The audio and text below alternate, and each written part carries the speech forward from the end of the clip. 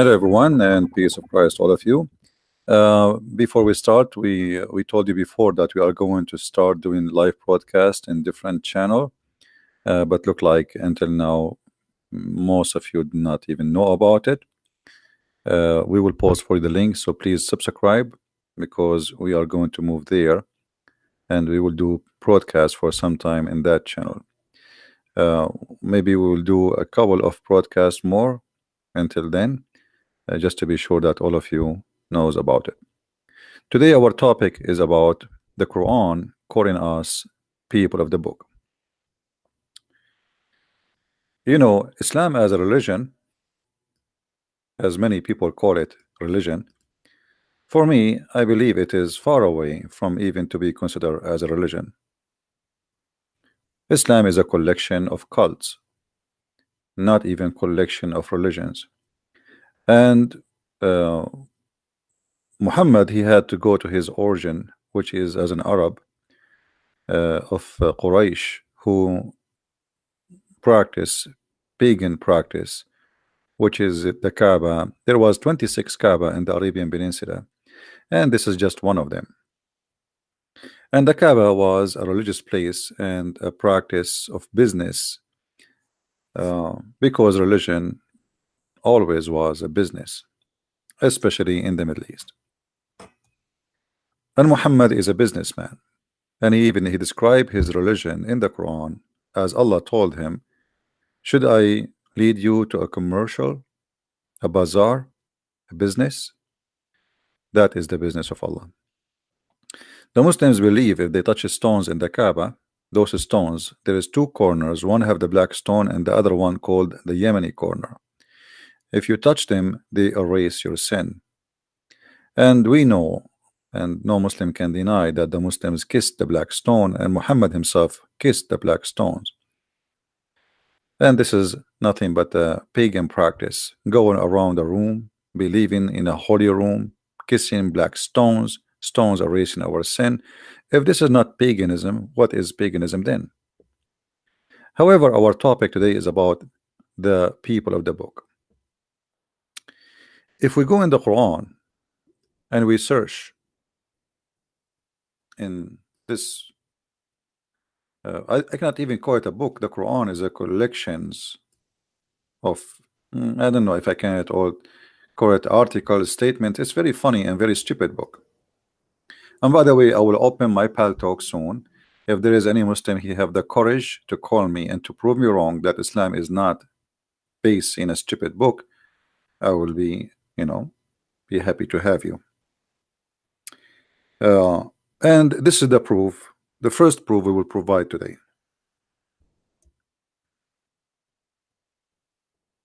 The Quran calls us Ahl al-Kitab. What Ahl al-Kitab mean? Ahl al-Kitab mean people of the book. All those verses in the front of us speaking about us as people of the scriptures. Actually, it doesn't say people of scriptures, the people of the book specifically, because scriptures not necessarily is a book. In Arabic, it says people of the book. And here, I find this very funny and very stupid. Always we see Muslims accusing our book to be corrupt. Then we find a prophet look like he is not smart like the Muslims, saying that we are the people of the book. So here we have to find who is stupid in this, in this argument. The one who says our book is corrupt, or the one who says no, they are people of the book. To make it simple for the naive ones from the Muhammadan, how you call us people of the book in the same time you say to us we don't have book no more? Do we understand, guys, what I'm saying? How we are called people of the book in the time of Muhammad, and how the Muslims they say to us for 300 years, not even a single church father said the Trinity, which is a lie. It's because who is Mark and who is Luke and who is John? If those are not the church father, who is the church father? And we have hundreds of names, but they are copy paste. Somebody make a statement, they like it, they copy it, and they speak about it, but nobody even understand what he's talking about. However, I will go with the Abdul who keeps saying to us that your book is corrupt. But now that's mean you are saying to me that your prophet is mentally ill. Listen, our book is corrupt, but yet your prophet, he call us people of the book. I mean, how stupid is that? How stupid to call somebody the guy with the car, but yet he don't have a car.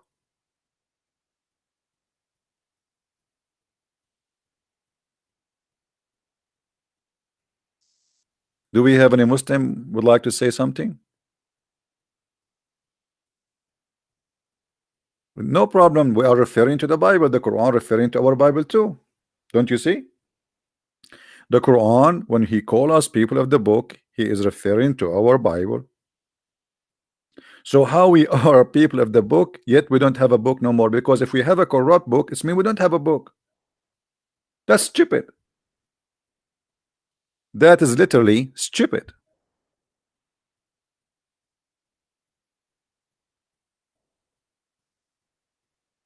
It's like saying the healthy guy, but you are sick. That is stupid. It's like saying the smart people, and then yet they are crazy. I mean, why you call them? How you call them people of the book, yet they don't have a book no more?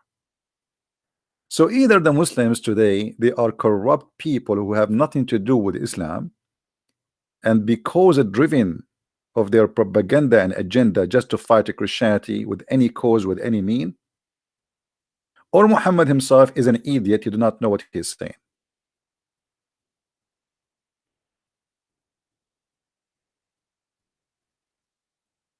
Vegas, why you keep repeating the same statement? I know the Muslims refer to our book. This is what I'm talking about. What's wrong with you? This is what we are talking about. The Muslims refer to our book. We are people of the book. We are people of the book of God. You keep saying to me they refer to our book. We know. This is the topic. How we are called people of the book if we don't have a book. Aren't they say to us 24 hours, 7 days a week, your book is gone, is corrupt, which means not exist no more? So how stupid it is to say to us, you have no book no more, yet you call me people of the book.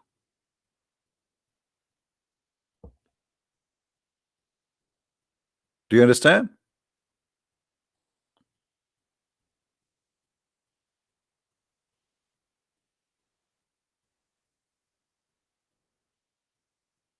Do we have any Muslim?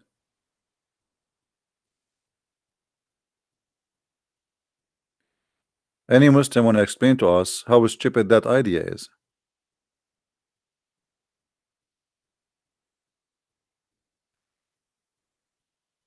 Any Muhammadan?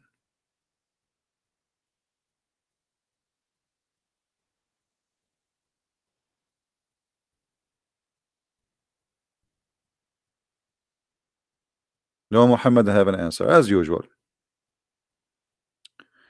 As usual, there's nothing new in this case. Here we notice,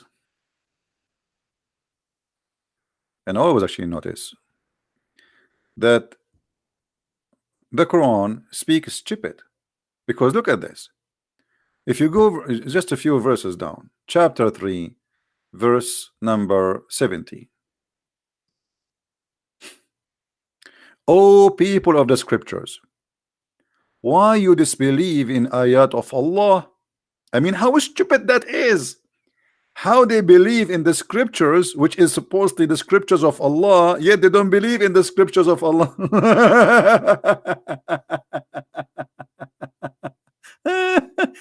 Look at this. Oh, people of the scripture. Okay, Muslim, Allah is speaking about which scriptures? The Abdul, they will say to you, he is talking about the scriptures which he sent to Isa and Moses. Okay, wonderful. That make it his scriptures, isn't it? They will say, yes, This is the scripture sent by Allah. Okay, so let's make a note here. This is Allah's scripture. Allah scripture, brother. Okay. So how he call us people of the scriptures, and yet he say that we don't believe in ayat. What ayat? Muhammad did not do anything. Muhammad, he broke Quran, so we don't believe in the Quran. So how we believe in the scriptures but we don't believe in the scriptures?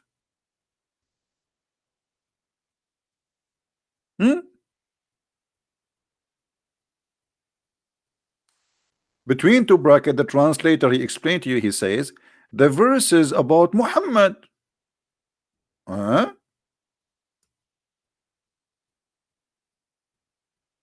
Present in the Torah and the Injil. Where it says that? This is a false translation, by the way. In the Torah and the Injil? Where? This is a false translation. They are trying to fabricate. It's about the verses in the Quran. The Quran. Why you don't believe in the Quran? And as long they have scriptures, why they need Muhammad? If somebody is called, you see, just change the translator, you will see how the translation change. I mean, those people, they are officially liars when they translate. They love to fabricate and add things is not there. Let us see different donkey. Look, see how translation change? Ye people of the book, why you reject the signs of Allah, which you are yourself witness? We our self witness. What we witness? Muslims, what we witness? What is the sign of Allah we witness?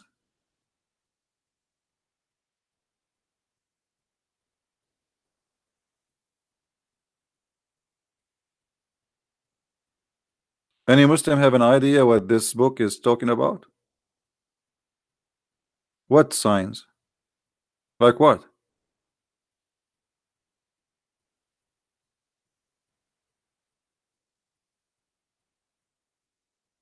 Isn't it Allah in the Quran? He said in different verse that Allah, he refrained from sending signs. I mean, this book is made by a mental person.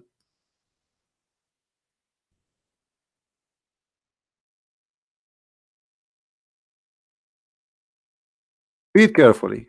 Chapter 17, verse number 59. And we refrain from sending the signs only because the man of a former generation treated them as false. Guys, Allah is joining the yellow vest in France. He have a strike. I will not do sign to you no more. Always I send you sign and miracles and you reject them. So Allah, he have no problem to send signs with all the messengers before Muhammad, but only in the time of Muhammad, Allah, he don't want to give signs no more. Okay, hold on. Isn't it the Muslim they say to us that the Quran itself is a sign of Allah? It's a miracle.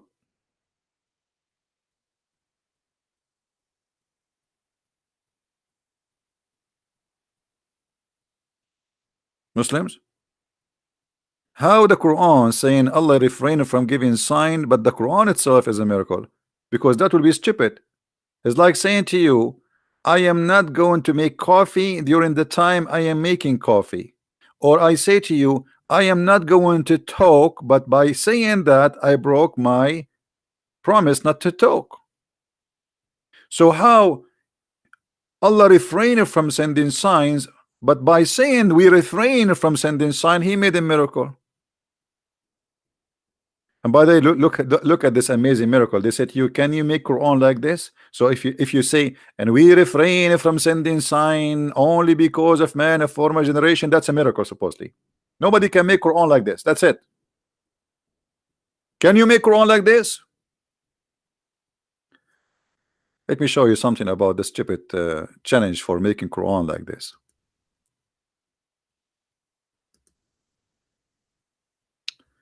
The Muslims, they keep saying to us, this is chapter 21, verse number 5. The Muhammadan keep saying, okay, can you make Quran like this? Brother, can you make Quran like this? Look what the Arab they said to Muhammad. The Arab, they are making fun of the Quran. They said this is stupid. This is like a guy is suffering from illusion. It's a fraud. He's trying to make a point. And then they said to him, let him then bring us a sign like the one we are sent to prophet of old. That's logical. They did not like what he says, and the Quran was not amazing for them, and they were not astonished as the Muslim they say to us. They were making fun of it. And they say, if you are really truly a prophet, give us a sign. And this is why Allah, because it is Muhammad, not Allah, he said we refrain. They are asking for a sign, we refrain. Hey Allah, Muhammad, why you don't have a sign? Allah will answer you. Allah will answer you. You are asking me for a sign like Allah prophet, the prophet before me. I understand. But I will tell you why I don't have a sign. Because Allah refrain. So why you Muslim, you say to us, the Prophet Muhammad, he has miracles. One of them is lying. The one who tell us stories about miracles of Muhammad in the hadith, which we cannot find in the Quran. I mean, isn't it funny all those stupid fabrication exist only in the hadith? We cannot find any of those miracles in the Quran.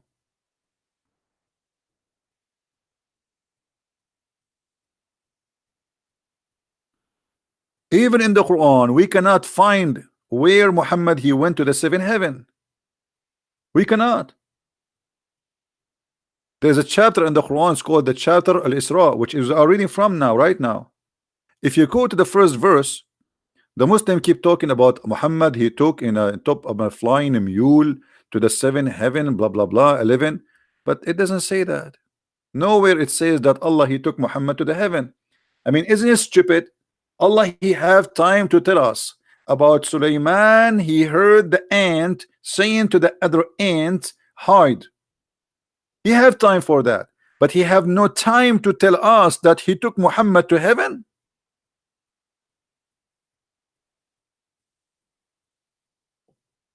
In the whole Quran, not even a single verse speaking about Muhammad going to heaven. The Quran mentioned Muhammad having fight with his wife, but the Quran forgot to mention the journey of Muhammad to heaven.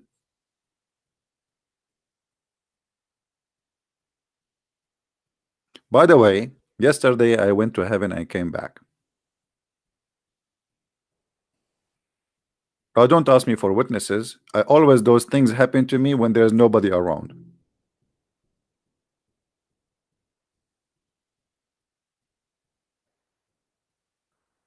Muhammad the prophet, who have no witnesses, who have no miracles, he have no signs, and he have nothing but a stupid, which we can't even call it a book. Never was a book, by the way. It was a collection of statements. This is why if you read the Quran, you will find there is no connection between the verse before and the verse after. Look at this. The chapter we are reading from. Glory to Allah who did take his servant. Okay, who is the one saying a glory to Allah?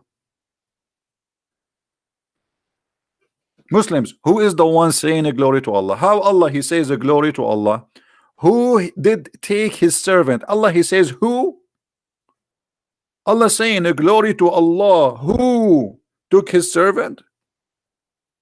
Does that work for you? In which language is that?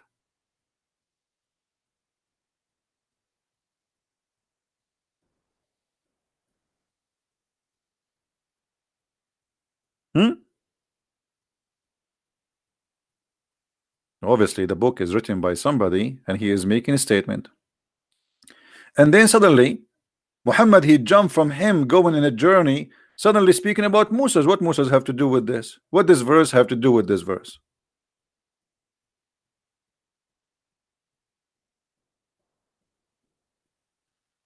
And what does verse have to do with this verse? O ye that are sprung from those whom we carried in the ark. What the ark? Look how the chapter started. Muhammad he went in a journey supposedly to the farther house. It doesn't even say Jerusalem. Nobody knows where this location is. And then suddenly he goes to Moses. We gave Moses a book. Like, what this verse have to do with this verse?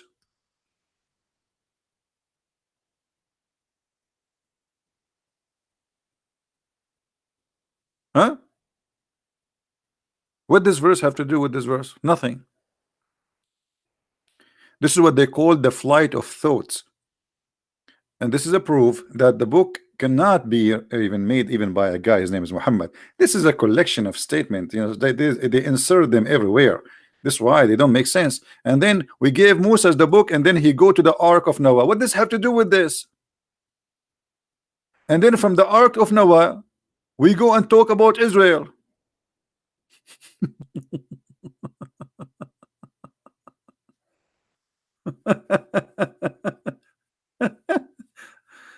And you know what? The most funny thing about this Quran, that Allah, he says always, it may be your Lord.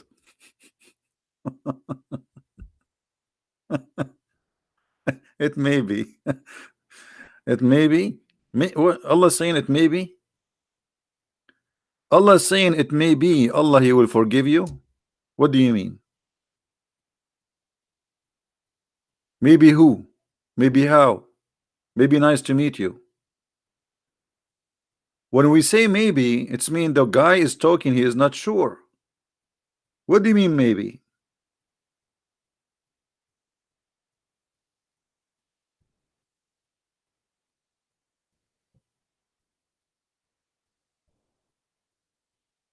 Hmm?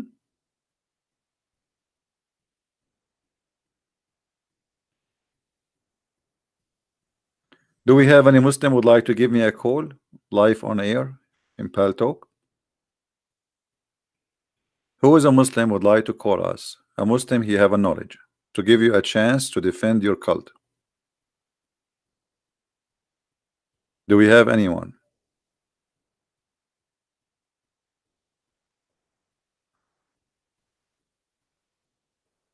Any brave Muslim who have knowledge? Thank you guys for the nice and the kind words. We appreciate them. Any Muslim, he is proud to be a Muhammadan. He would like to give me a call. Okay, Nami Api, you are a Muslim? All right, make a Pal Talk name and give me your ID, please. I will call you. All right, give me your ID in Pal Talk. I will add you and I will call you immediately.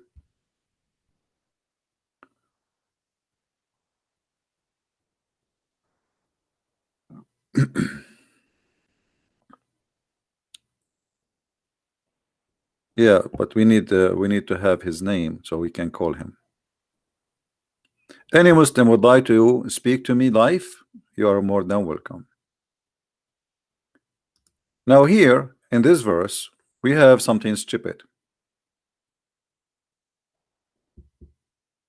Anyone notice what the stupid thing here?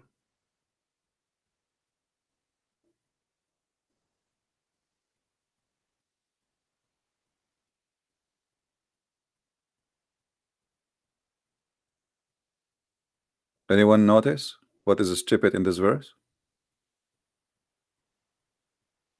How this book is going to guide us to what is more right if this book contain verses which is abrogated, which mean they are not valid, and verses which is not abrogated? How we will know which verse is abrogated, which one is not?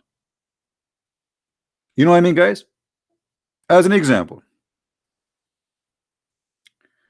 the Quran, we will find verses saying don't marry from non-Muslims. Another verse in the Quran, it says marry from non-Muslims. So how this book will guide us if there is a contradiction? The Muslim, they say this is not a contradiction, this is abrogation. That's wonderful.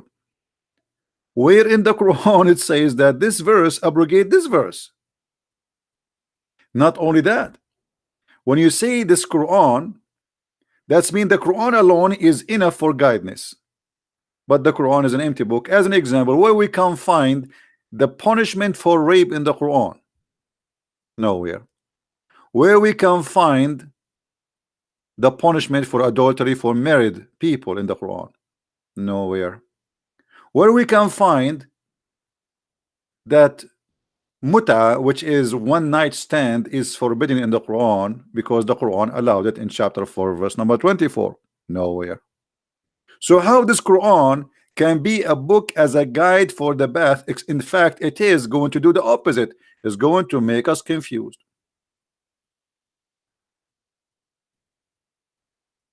This is why the Shia, they believe that the muta never been abrogated, and they are right. There's no verse in the Quran that says it's abrogated. So how this is can be a book for the right path? Do we have any Muslim wanna call us? And not only that, the abrogation statement is very stupid.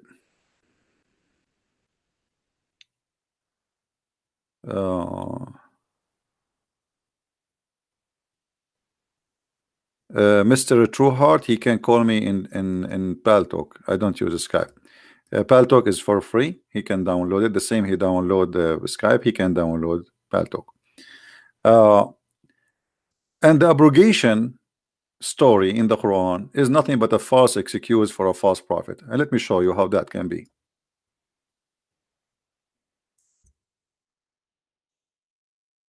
A Muslim, they say to us that we memorize the Quran by heart. Allah, he says no. The ones who says that to you, they are liars. I, even me, made the Muslims forget the Quran. Read carefully. None of our revelation do we abrogate or cause to be forgotten, but we substitute something better or similar. Okay, hold on. So Allah did not forget to mention that the Christians are the people of the book, and he kept repeating, and he never abrogate that name. Did you notice that? People of the book is a name was used for the Christians and the Jews from the time of supposedly Isa, as they call him, until now. The name never abrogated. So what Allah abrogated? Who is the Muslim wanna tell me what is the verses Allah abrogated and where he said where are they or what are they? This is a chapter of the cow. I hope there is no Hindus listening, because they might convert to Islam now.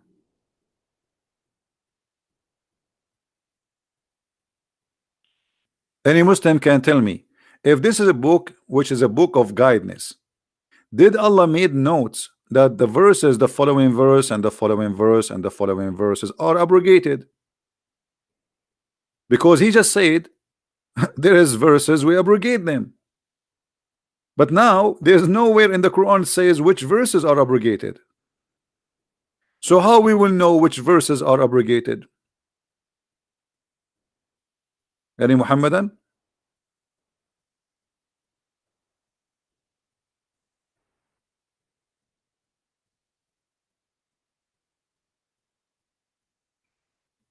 Any Muslim can tell us where in the Quran Allah he mentioned the verses which he's talking about, the abrogated one?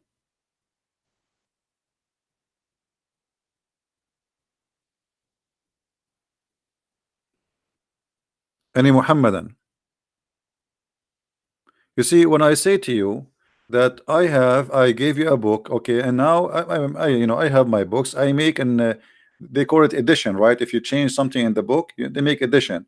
Did Allah provide us with edition book like Quran edition? No. So when the Quran says confirming two things, Allah he did.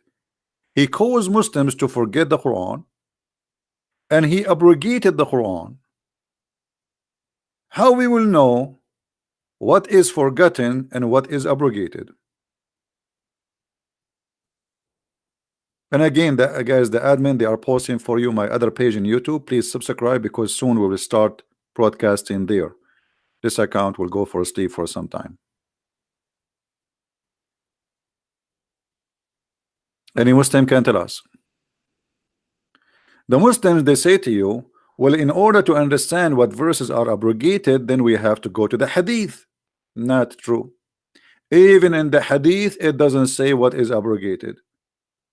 You have to guess, because first of all, the hadith is not approved by all Muslims. Depend in the sect. This is number one. Number two, even the same sect, they have a problem with the hadith. So how the hadith can be a source of Islam, but the Quran says that this book is the source of guidance?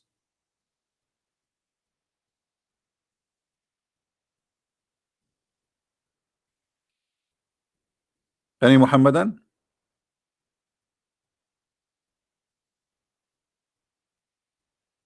That is stupid. But let me tell you what happened. Muhammad, because he's a false prophet, he cannot repeat the verse twice same time. Like in the morning he say Bismillahirrahmanirrahim, Alhamdulillah. Afternoon he says Alhamdulillahi Rabbil Alameen, Bismillahirrahmanirrahim. Okay, so he's mixing things up now. So people, they start asking him, what is that, man? You just said something different. So Muhammad, he says, none of our revelation we abrogated or caused to be forgotten. Why Muhammad saying Allah he caused Muslims to forget the Quran? Why Allah wanna cause you to forget the Quran? Allah he sent the Quran, and he wanna cause you to forget the Quran. Why? He found that his Quran is stupid. It does not make sense.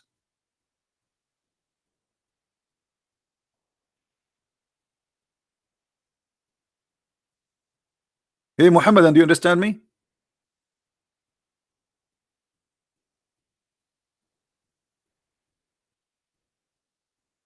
How Allah he sent Quran, yet he want you to forget the Quran? What is the logic in that?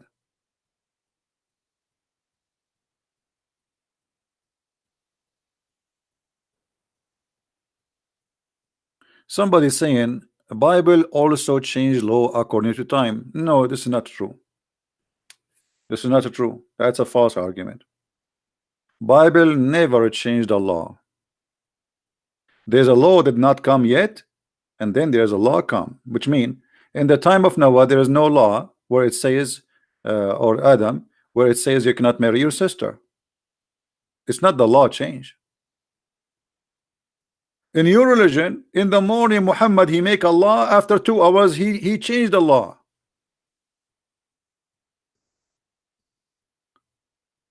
Because people, they start laughing at him. Even the Arab, they were saying, look at him, he says something in the morning, and he changed it afternoon.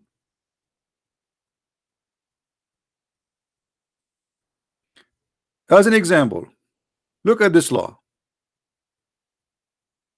And I want Muhammad Khan, the one who is texting, to answer. Feel free to, if you want to call me in Pal Talk, Muhammad Khan, let me know.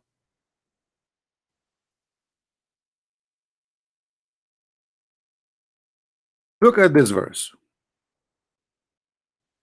Muhammad Khan, is this verse abrogated in the Quran? Who's a Muslim want to answer? Chapter 2, verse 178. Is this verse abrogated?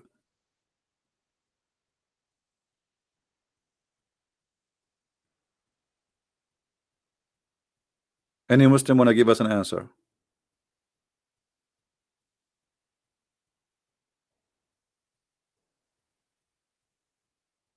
Any Muslim have the courage to say yes, no? No, I think. Okay, hold on, guys. Here we have an example of how Muslim he believe in Allah.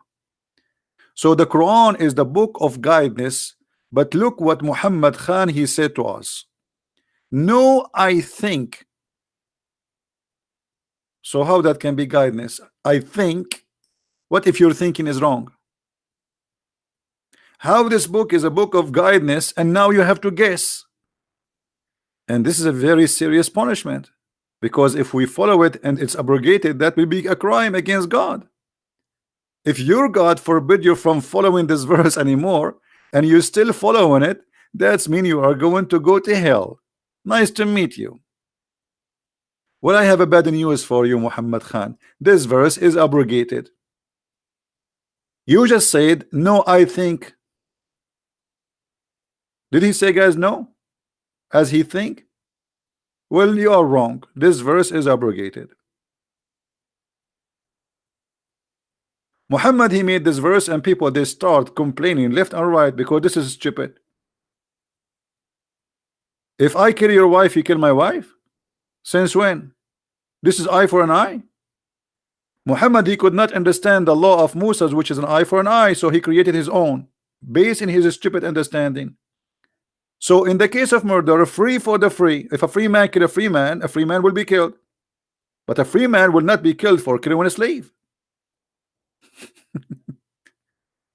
Women for the women. Have you ever heard of a justice like this?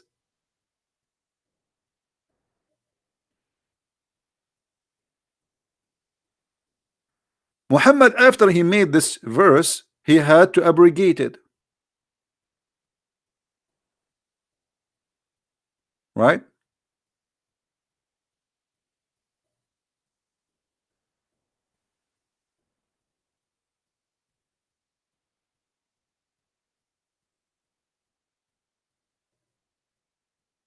Do we have any Muslim?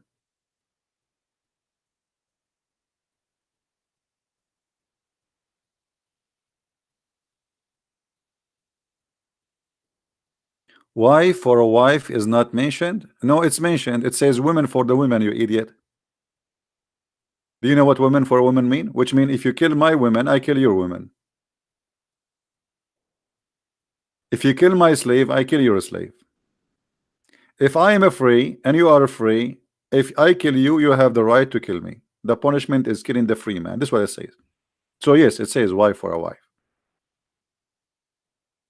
Women for a woman. Women from your group and women from my group, they will die. So now we have two innocent people dead. And the killer is free.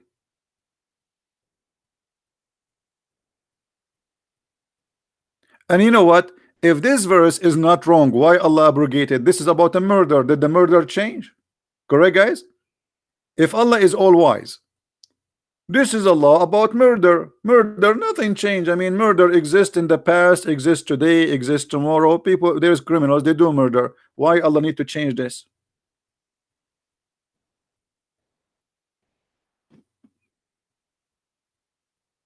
Any Muslim have an answer? What? Why Allah changed it? Why Muhammad he get this verse and then a week after he don't want it no more?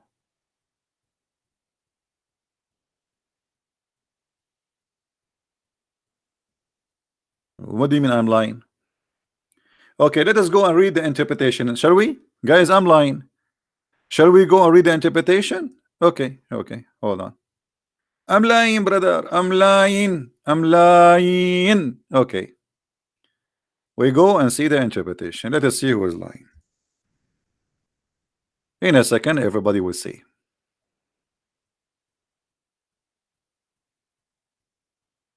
Are you ready, Abdul?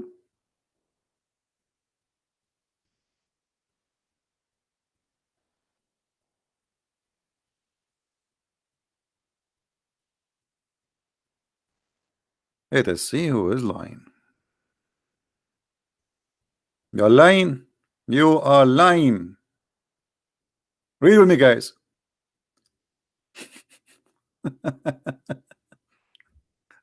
Oh, who you believe? This is Tafsir al-Jalalain. This is Tafsir who? Al-Jalalain. Now, Muhammad Khan, I want you to say al-Jalalain is lying. Al-Jalalain is lying. All right. Now, look at this. And by the way, if you change that the interpretation, you will see different story too. But look at this. In the attribute of one slain and the action involved, a free man is killed for a free man, not for a slave. Do you see it? So your God Allah saying, if a free man kill a slave, he will not be killed. Guys, does it say that? People, does it say that? Does it say that if a white free man he killed a black slave, because their slaves are the black, so if you kill a black slave, you will not be killed because you are a free man, you are a white man, you will not be killed? Is that the justice of Allah? Are you there, Muhammad Khan?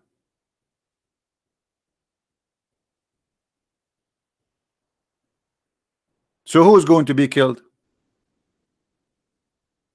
Muhammad. Based on this, who is going to be killed? The free man, he killed the slave man. Who is going to be killed? It says a slave for a slave, and female for the female. And later Muhammad, he changed it because people, they start saying to him, this is stupid. Do you see it?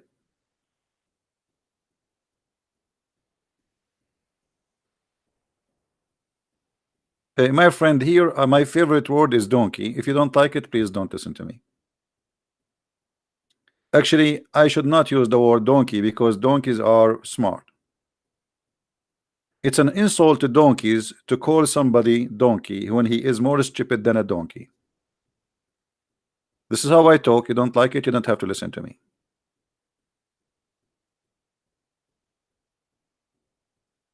You tell me who is the donkey here. I mean, if I should not use the word donkey. Look, I say to them, I show them in the screen, still they call me liar. So why you are upset from using the word donkey?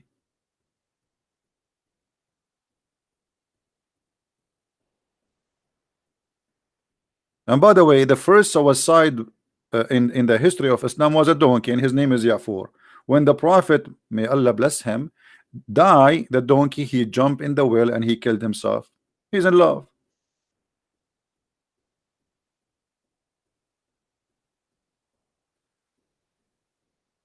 So any Muslim want to answer us? Where is the ones who keep saying to me, liar, liar? So this is you know, this is very stupid book. This is cannot be from God. I mean, what kind of God he says stupid things like this, and then what he come with an excuse, say, oh, I'm going to make you I'm going to make you forget it, I will abrogate it. But the murder is still a murder. What is the reason to abrogate this verse? What was the reason to abrogate this verse? I want any Muslim to tell me.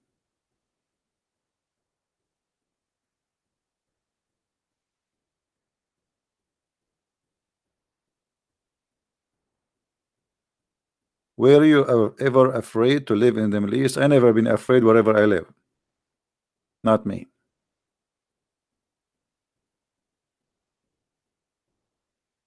No problem, no problem, Mr. Squad. But I'm just telling you how I talk. This is how I talk, what I can do. This is me. You want me to be something else? This is me. I say things as I believe. I don't put makeup. Do you want me to be politically correct? I cannot.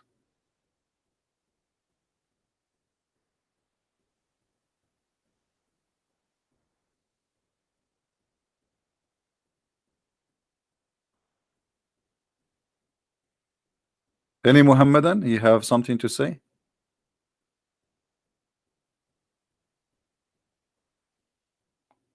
Actually, once I forced myself to be nicer, and then I could not find my keys because looked like I became a different person, and even my pocket is not my pocket no more, and my wallet is not there. I could not recognize myself. Alhamdulillah, true story. So look at this God. He make a stupid law, and when people they start complaining, he abrogate his law because Allah is very flexible. I thought this is in the Allah is making justice. Look, this is the law of equality. Do you see the verse saying after this is the law of equality? So did the equality changed?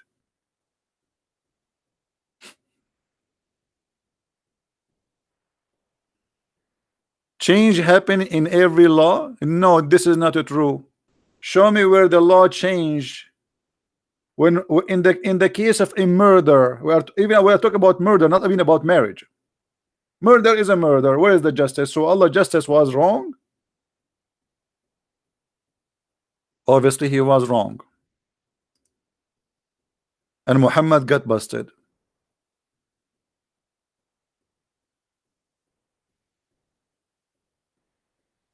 This is the law of equality. The law of equality, if I kill a female, you kill my female. And if I kill your male slave, you kill my slave. Well, nice to meet you. So now we have two victims. Right? Is the Quran was sent down by Allah and given to Muhammad? Why Muhammad is changing what Allah sent? My friend, there's nothing is called send down. What send down? There's no Allah to send down anyway. Don't you can't you tell that this is an idiot? He's trying to make himself a prophet. He come and fabricate laws. He's trying to copy Moses, the eye for an eye. But because he don't understand what the law of Moses is, he come with his own stupidity. After he made the law, people they start complaining. This guy is like a liberal government. You know, they say something in the morning and the afternoon people they complain about what they said and they withdraw. Like Bernie Sanders yesterday, he says Israel is a racist government. Afternoon he says I support Israel very much because now he noticed that he's making a big mistake. Hypocrites. They are hypocrites. Their decision, their mind, their talk change.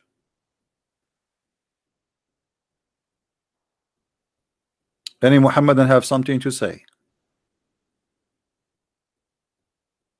Now we go back here to something to speak about this stupid thing here, because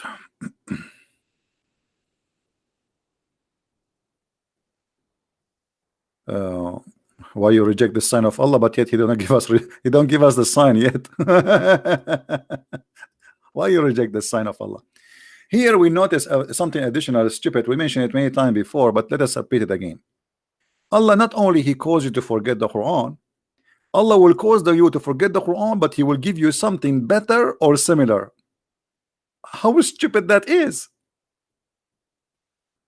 Imagine you have a child, he have a toy. Huh? He's playing with a toy. You take the toy from his hand and you crush it with your feet. And then the child, he start crying, you know, he says, don't worry, I'm going to give you something similar or even better. So why you crush the first one? If it's going to be something similar, you idiot, why you destroy the first one?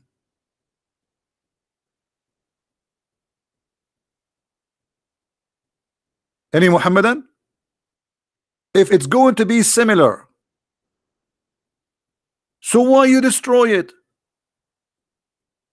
So you have a car, okay, let us say you have you have a Mercedes-Benz 500, brother. Allah take your Mercedes-Benz 500 and he destroy it and he give you 500 Mercedes-Benz. Who is the stupid here?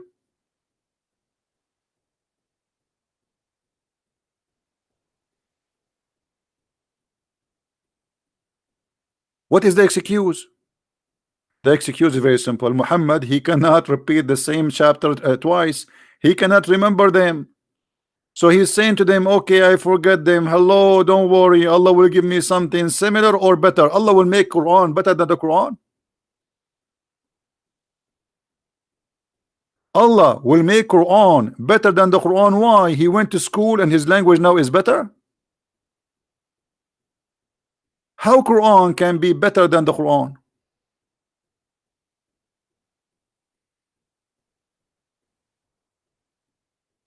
A Muslim, he want to call me, his name is Good Day. Okay, let us hope he is not a kid. A good day.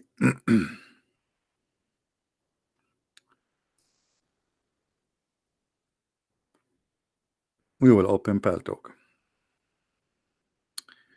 to give this Muhammadan a chance to call us.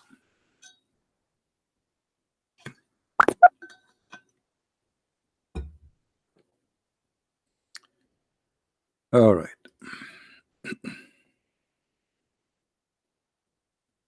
Good day. I'm going to send you an ad. Please add me from your side. I'm looking for your name right now. Man, there's like a 1,000 good day. Which one is you?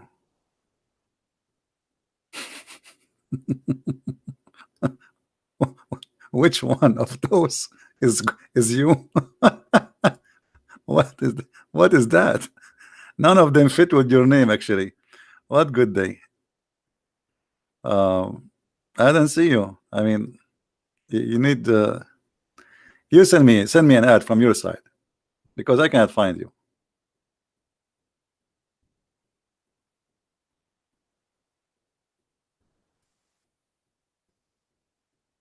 Hmm?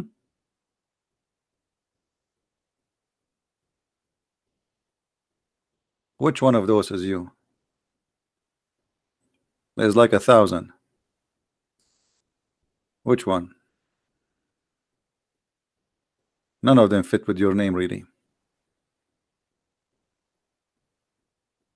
You see the name you gave me? None of them fit with your name. So you are giving me the wrong name.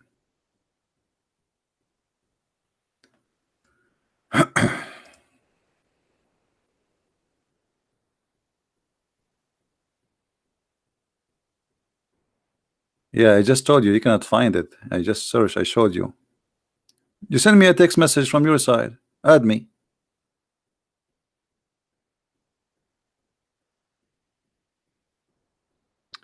Good day, everyone. Good day, everyone. Is yours? Okay, hold on. Good day, everyone.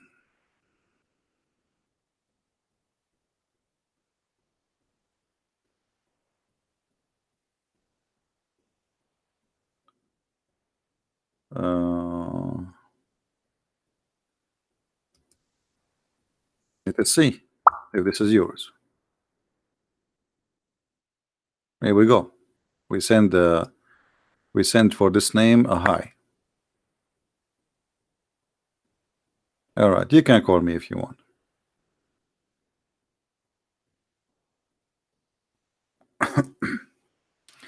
Did you receive my hi?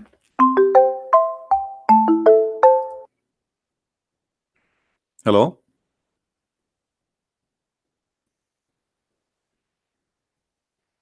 Hello? Hello, yes. All right, you hear me? Hello.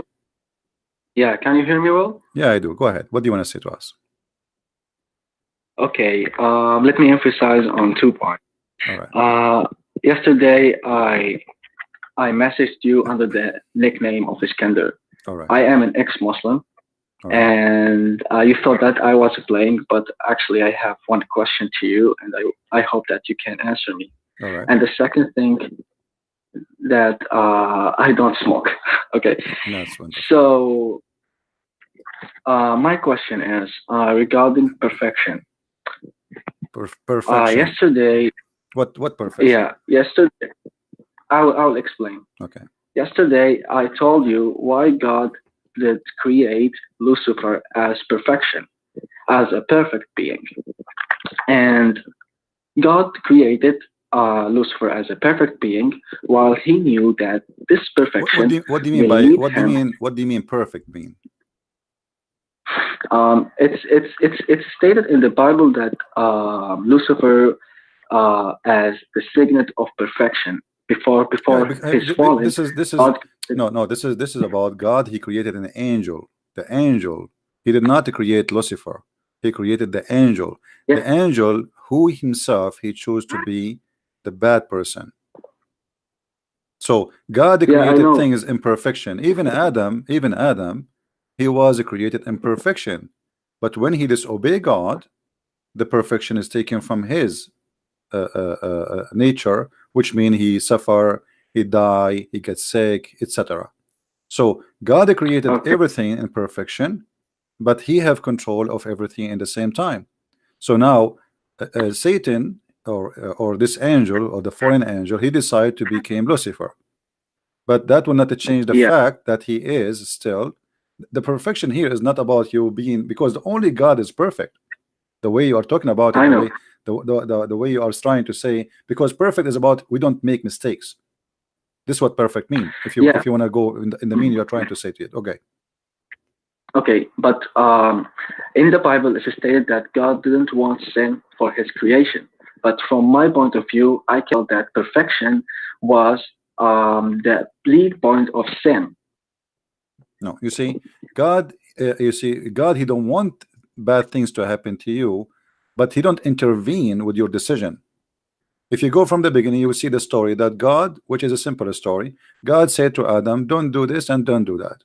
But still, Adam, he can do it, right?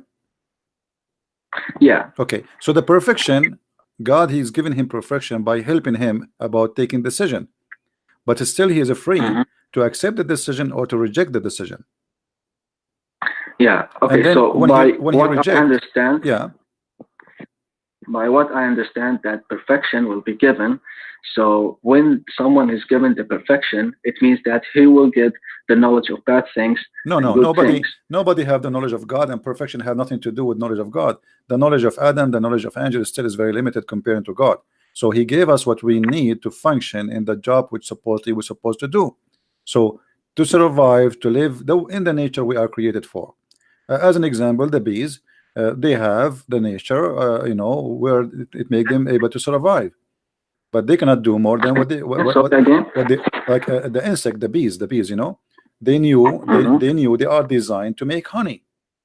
You do not know how to make Okay. honey, but even though the bees are so small and maybe it mean Uh, nothing for you, but still the bees can do something you cannot do yourself, correct? yes. Yes. Okay, and you can do things the bees cannot do. Hmm. Yeah. So the perfection of creation is about everything created is complete each other. So God created Hmm. us, and he created the bees, he created the ants, he created the insect, he created the bacteria. Everything is a cycle of complete of perfection. But you yourself, you are not perfect. Okay. But isn't it because of the perfect attributes of Lucifer he rebelled against God? It means that No, from no, his you see, perfect the attributes and no, the perfection, no, the he per became arrogant. no, he is not perfect in the way you understand. I just explained to you. As an example, you see, it's the Bible says that God created Adam in his image, which means he gave him the best image can have, even his image. Jesus himself, he come in the image of a man. This is the perfect image as God he created. But doesn't mean you are perfect as God, because still you can make sin and you can commit something wrong. So God gave you guidance to help you in the Hmm. perfection. You are his creation, and he gave you a manual. He says, okay, you are my creation, I want to help you. You are not perfect, and I don't want you to be you are not me. I understand you are not qualified to be me. I created you, but I'm going to help you. Don't do this and don't do that, and you will be good. Then you decide to do the opposite. So you decide imperfection and you refuse the perfection of God. Perfection of God is to be with God, but you rejected that. So Lucifer, he have a choice to be or not to be, same as Adam. There's no different.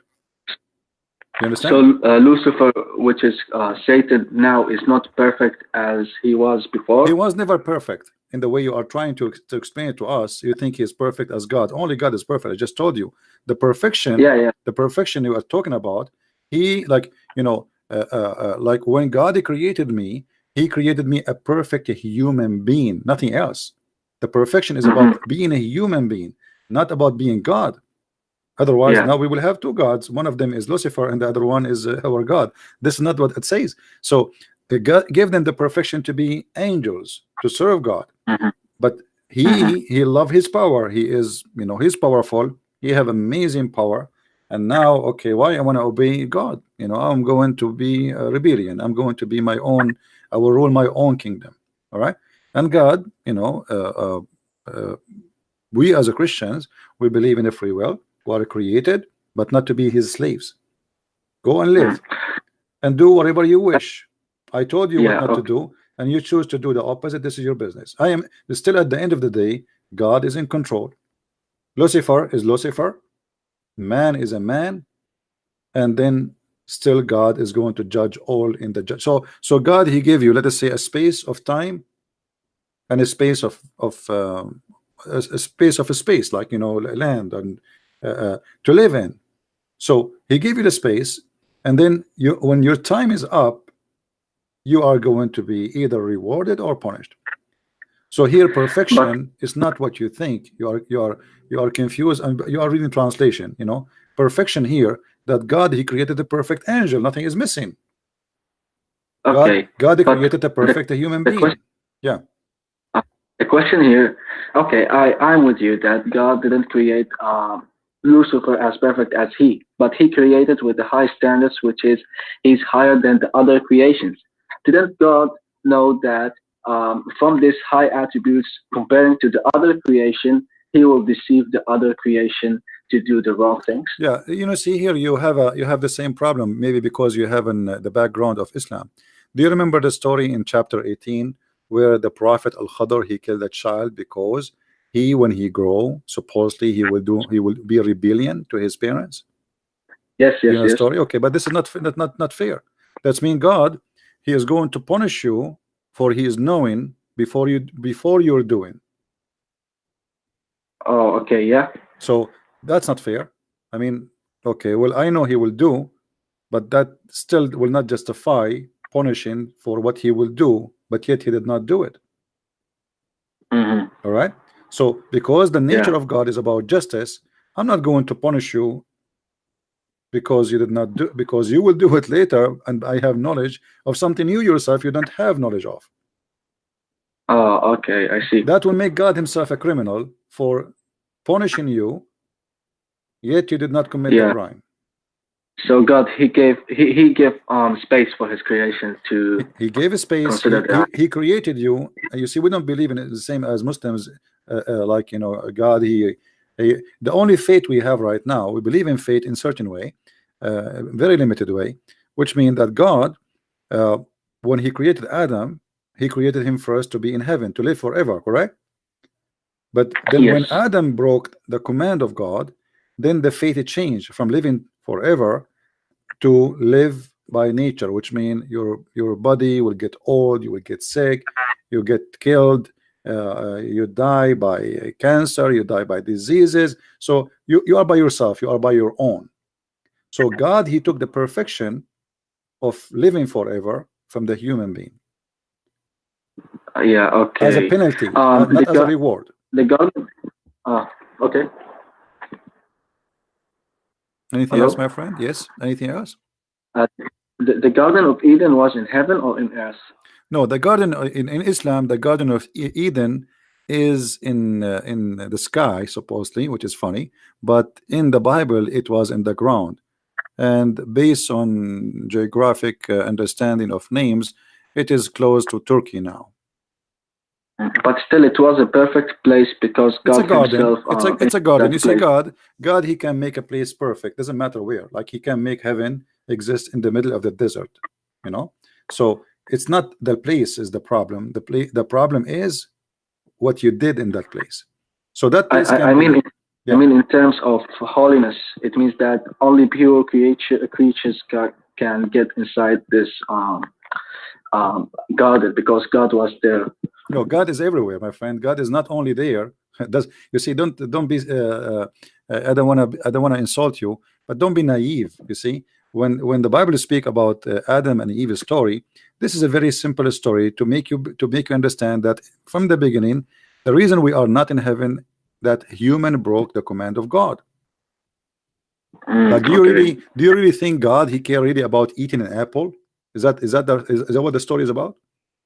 That's Yeah, not the yeah, story. The story is about you broke his command. It's not about how big the command is. You know what I mean? yeah, yeah. Otherwise, imagine like I have an apple in the table, and you are someone I really care for, and then I say to you, don't eat the apple, and you eat the apple. That's not really a reason to be, but because you broke the command. It's not about the apple. You broke the command, and that intention of that breaking the command is to be equal to God. If you remember the story from the Bible, as long as you did read, it says that Satan, he told them that if you eat from it, you will have the knowledge of God. Correct? Uh, So not only they broke the command, their intention is to be the same as Lucifer. mm, You I know? see. Yeah. So Hmm. when you read a story, uh, you know, don't be like a child who is trying to think it's a cartoon. The Bible is very deep book, but there's things is written in a simple way, uh, in Uh, order for yeah. us to analyze the information. Otherwise, imagine if God want to write for us how he created the bees. You need maybe 10 books. You know, Oh, yeah. the eyes alone is amazing. So the Bible is not meant to explain what God he did exactly step by step, but it's to summarize what you should avoid so you can live and you can go back to heaven. The book I see. is not meant to tell us really the details of every single day happen in the past, but it is about what you do so you can come back to me. Okay, I see. All right. Uh, yeah. The term fallen people or fallen creatures is it applied to the people who believe in the biblical belief or just for the Muslims? You see, fallen, we are fallen since Adam fall. That's it, because Mm, we are out of heaven and we are born out of heaven. So in order to go back to heaven, we have to get our way, and the Bible gives us the details how to get back. So now you have a freedom of a choice. Either you want to go or you don't want to go. If you I accept see. it, you go. If you don't, so all of us, we are the Bible confirmed that me and you and everybody, we are sinners. Okay.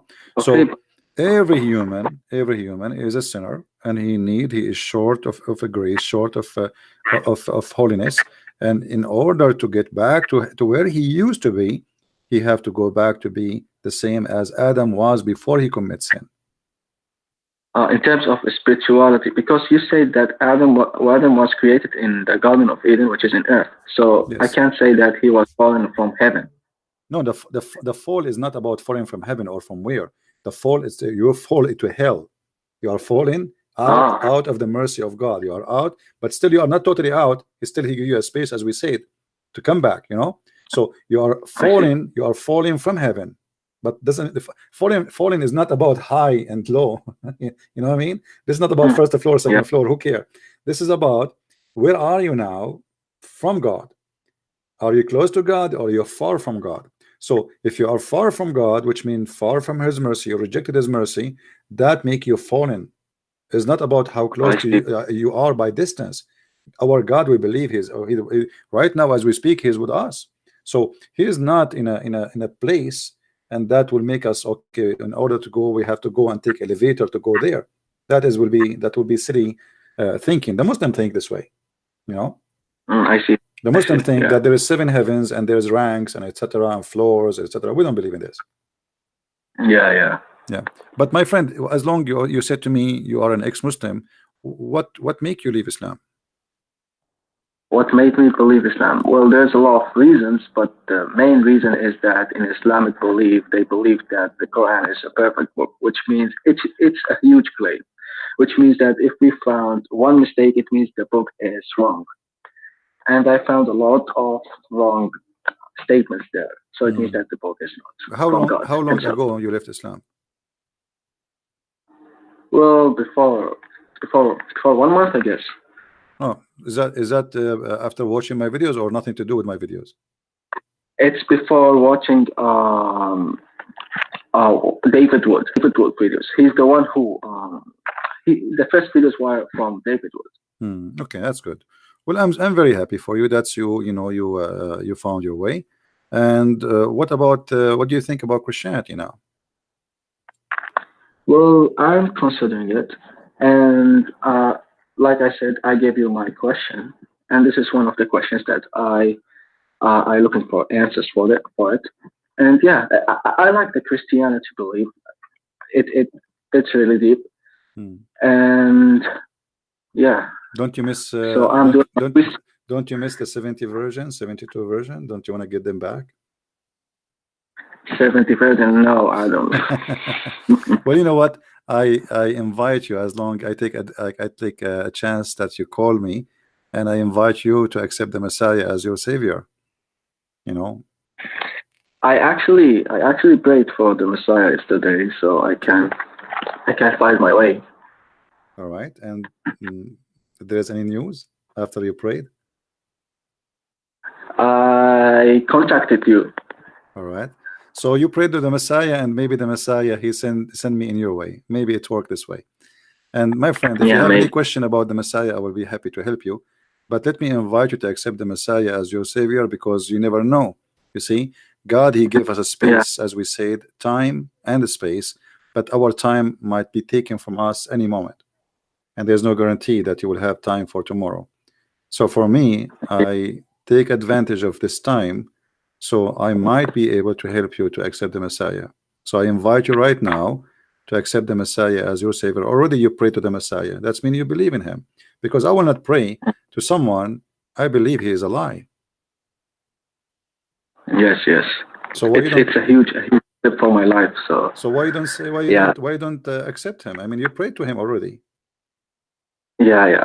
Okay, okay. I accept Jesus as Hallelujah. I mean to as that. I mean to that. We are Lord. so happy for you. And here we go. You know, he called me to question, and this gentleman, we can call him brother in Christ. He just accept the Messiah and he accept him as Lord and Savior. So you accept the Messiah to be your only Savior, and you are accepting him as your God. Is that correct? Yeah, yeah, yeah, That's yeah. wonderful, my friend. Because I'm happy for yeah, you. I But have also one question. What do you think about J. Smith's claim that Muhammad did not exist? you see, we cannot verify Muhammad as a person. We cannot. I cannot. Nobody can. Because even the Quran sometimes call him Muhammad, time call him Ahmad. Obviously, the name Ahmad and Muhammad, they are not names. Those are titles, mean the praised one, right? If your name is Yeah, Muhammad, should not appear in different place as Ahmad. It's like Jesus, the yes, Messiah. He have many names, but they are titles. Emmanuel, Christ. Those are titles. Those are not really names. His yes, name is yes, Yeshua. So the name should not change if it's a name. But obviously, yeah, Muhammad as a person, we do not know who is he. Based on yes, Muslim books, which is written long after Muhammad, we can go and say, okay, they are saying that there's a person who was living in Mecca, etc. But even Mecca, we cannot find any proof of existence, during the time of Muhammad. yeah. You know, so Hmm. J. Smith, by the way, he is not making the claim.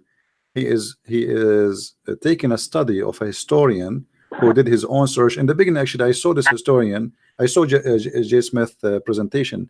In the beginning, I refused what he said because he was saying about that the direction of the mosque.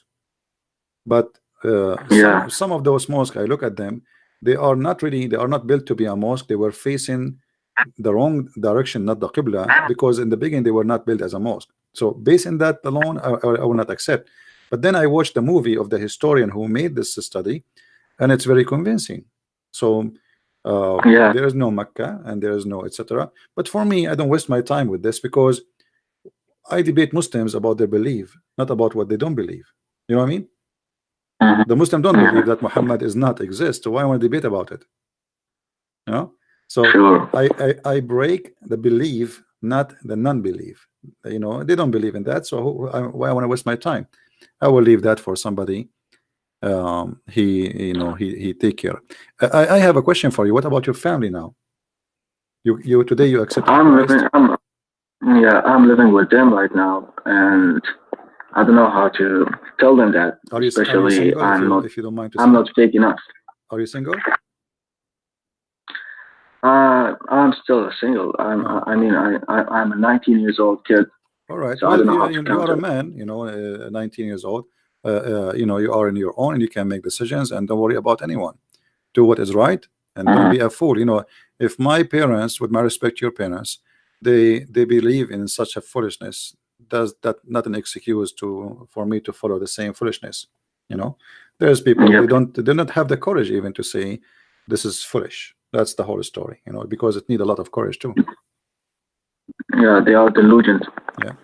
Well, my friend, encourage your family to watch my videos, and I will be happy to help them if they have any questions. And if you want them to speak to me in private, I will be happy to talk to them. Just text me, let me know. And if you have your parents want to talk to me in private, like not in public, I will be happy to like have a conference, me and you and them together. Sure, sure, All right. sure. And Thank you for. you're welcome. Anytime you feel free to contact me. Thanks, All thanks a right, lot. my friend. Take care. God bless. All right. Well, and we are happy. We are happy for this gentleman. Uh, you know, he left Islam and today he accepted the Messiah as his savior. That's wonderful. And I hope, I pray that his family, they will join him, and we will have a conversation together and we can make it private, as I said, because some people don't like to speak in, like in public, and their voice will be recorded, etc., like now in YouTube. So, and I always do that. I mean, this is not new for me. So we are happy for this brother to accept the Messiah. And you know, always when you read the Bible, don't the Bible is not the same as the Quran. Quran is just like, it doesn't make sense. I mean, look at this. The things is not connected. The verse before have nothing to do with the verse after, and there is no meaning. I mean, even the Quran does not make any sense. You see, the one who made the Quran, he concentrated in making Arab music, Arab, and that one of the reasons make this book stupid. So now, because now I have to squeeze the words and the letters to make it fit at the end. I will give you an example. I don't know how many of you remember, once I have a guy, his name Al-Harith, something like this, and he claimed to be a sheikh. I asked him about this hadith, this verse in the Quran.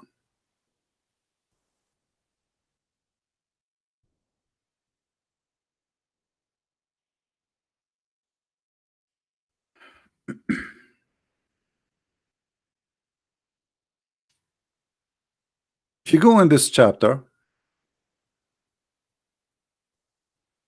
the chapter of Al-Qadr. Qadr mean destiny. We were talking with this brother about destiny.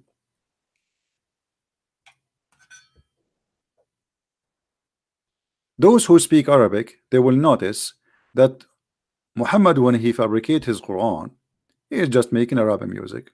Now, you do not know Arabic, but I will help you. You notice those letters at the end, they are always the same. Do you notice?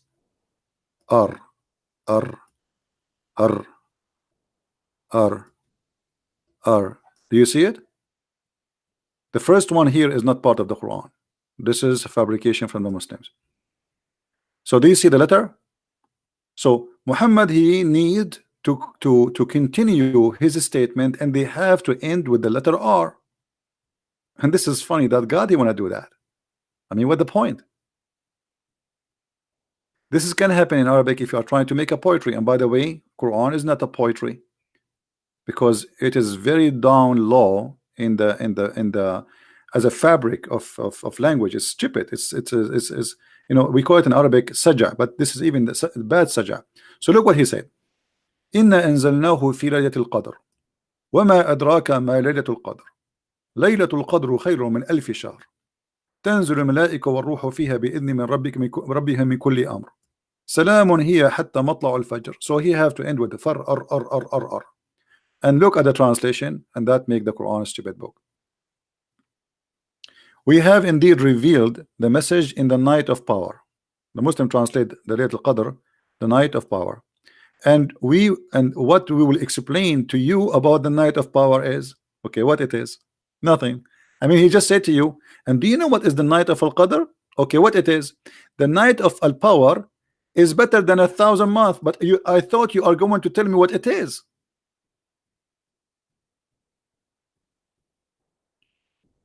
And how stupid to say that this night is better than 1,000 months. Anyone knows how many years 1,000 months is?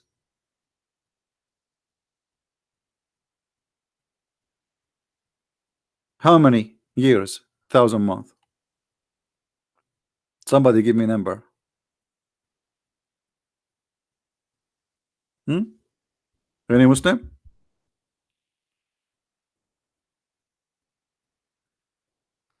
The Muslims believe if you pray in this night as if you prayed for 83 years. When I asked the Sheikh about this, he said this is an exaggeration in the language, which means Muhammad is a liar. So I said to him, are you saying this is exaggeration? He said yes, because the prophet, you know, God, he made him a verse to match poet, so he don't mean it. This is his opinion. Other scholars, they don't agree. They say no, this is what it's meant. It is equal to 1,000 months. But this is not fair. So I do not need to pray for 83 years. I pray only in that night, and I died in the second day. and that's it. I am better than somebody he was praying for 83 years. And guess what? Muslims do not know where this night is.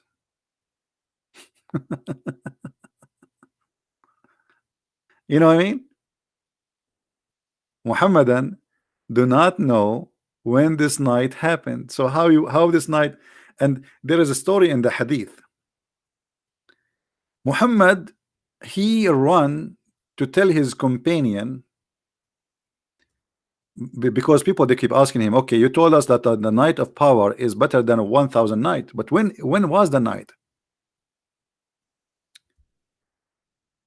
So one day, Muhammad, he supposedly remembered the night of power. Let me find you the hadith.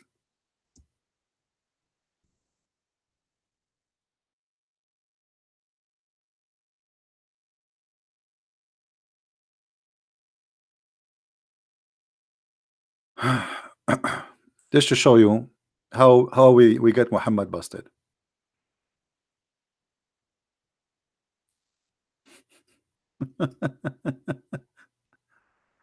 Oh boy. I will give you a reason. It's hard to believe, and that will tell you really, if you are a person, if you are a Muslim listening to this, you will agree with me that Muhammad is nothing but a liar. All right. If we go in the hadith and we look for this following hadith, I hope we can find it. I think we will find it. Here we go. Muhammad, he was at home, and Allah showed him, sure, through Jibreel, when the night of Al-Qadr will be. Laylatul Qadr. Laylat in Arabic, I mean, the Muslim translation, by the way, is very weird and very silly. I mean, either translate the whole thing or don't translate. How somebody will know what Laylat mean now? And how somebody will know what Al-Qadr mean? I mean, this is stupid translation. Yeah, it's okay. So I was shown Laylatul Qadr. Then some members of my family woke me up. Then I was caused to forget it.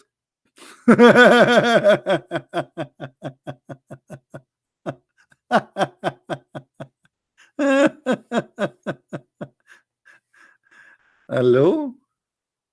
Any Muslim is there?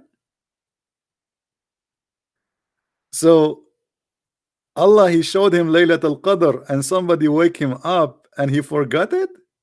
So why Allah show it to him? Huh? Muhammadan?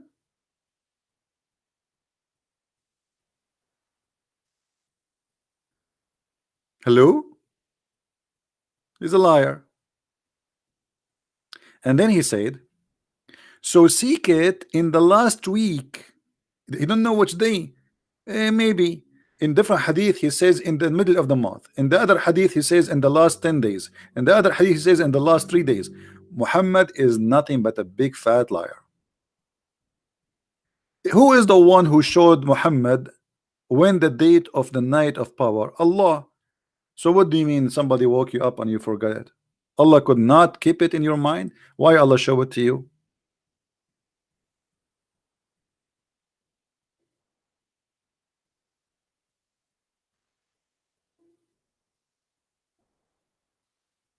Any Muslim? Any Muhammadan?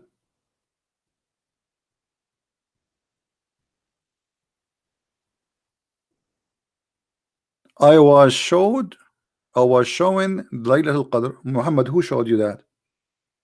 Who showed you that? Allah? Obviously it must be Allah, right? So what do you mean somebody woke you up?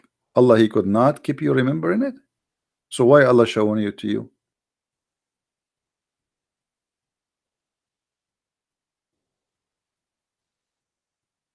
And they cannot say this is a weak hadith. This is Sahih Muslim. But anyway, anything you give them, they will say to you it is wrong and we will reject and etc. You know? Imagine, may the Lord forgive me for comparing. Imagine Jesus says that.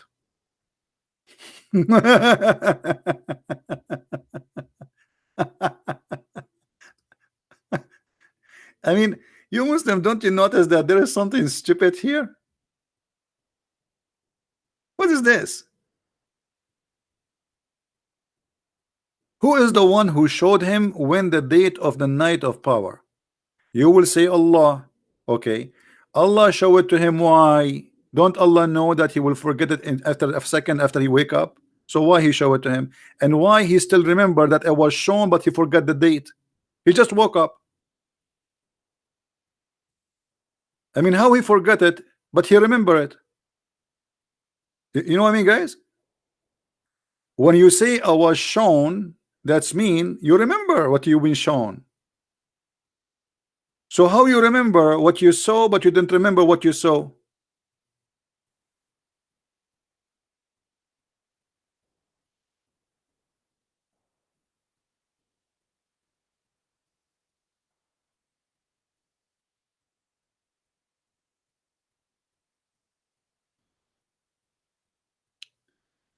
If we ask the Muslims, they say, who is a Muslim in the chat? Do we still have any Muhammadan in the chat? Do Muhammad forget Quran too, or only forget those things?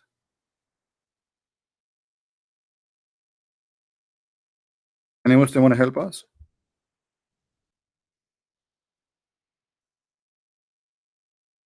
Do Muhammad forget Quran, or he only forget this thing?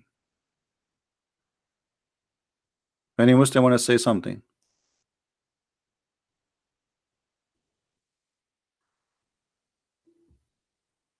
How are you, Muhammad Khan? Are you there? I don't see Muhammad Khan is contributing for Islam.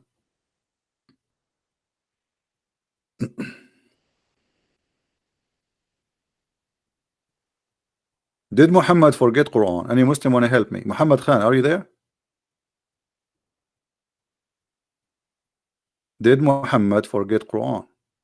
Okay, Muhammad Khan, he forgot Quran. Okay, why he forgot Quran? Guys, Muhammad Khan, he said Muhammad, he forgot the Quran. Nope. I no, repeat again. I give me one sentence to be sure what is your answer. Did Muhammad forget Quran? Either you say he yes, he forget Quran, or you say he did no, he did not forget the Quran. So we will not be confused by your answer. Waiting for your answer, Muhammad Khan, and any Muslim. Did Muhammad forget Quran?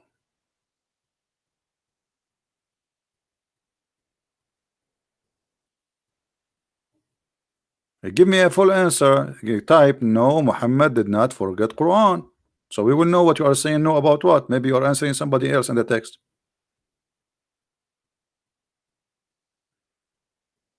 Who is a Muslim want to give me a full answer? No, it's Allah will. Okay, he's right. He's right. It's Allah will that Muhammad will not forget the Quran. Guys, did you see? Muhammad Khan, he just confirmed to us that it is Allah will that Muhammad will not forget the Quran. This is his answer. Read with me. No, and he have a big no for you, not small no. I mean, this is a big no. You can take it and make a print of it and put it in the wall next to the picture of the Kaaba. No. Why? Because it is Allah will. So what is Allah will? Allah will is that Muhammad will not forget the Quran. Do you agree, Muhammad Khan? That Allah will that Muhammad will not forget the Quran?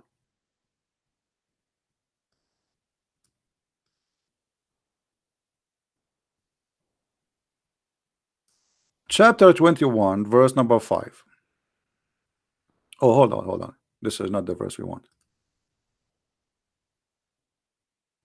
Chapter 78, sorry. Verse number 6.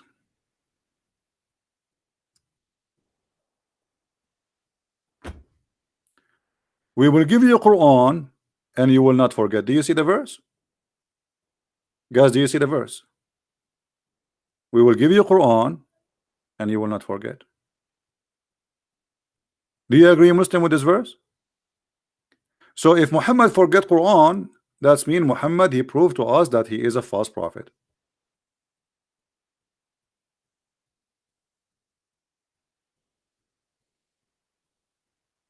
Let us see if Muhammad forgot the Quran. Shall we?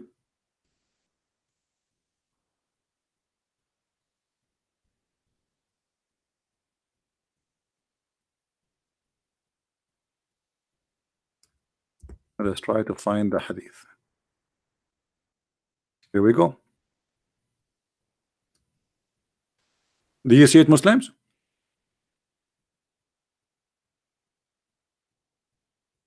Muslim, do you see it? Does it say that your prophet he forgot the Quran? But the Quran said, as Nu'man Khan he said, no, because he will not forget, because it is Allah will. So how Allah he said to him, you will never forget the Quran, yet the hadith says that Muhammad he forgot the Quran.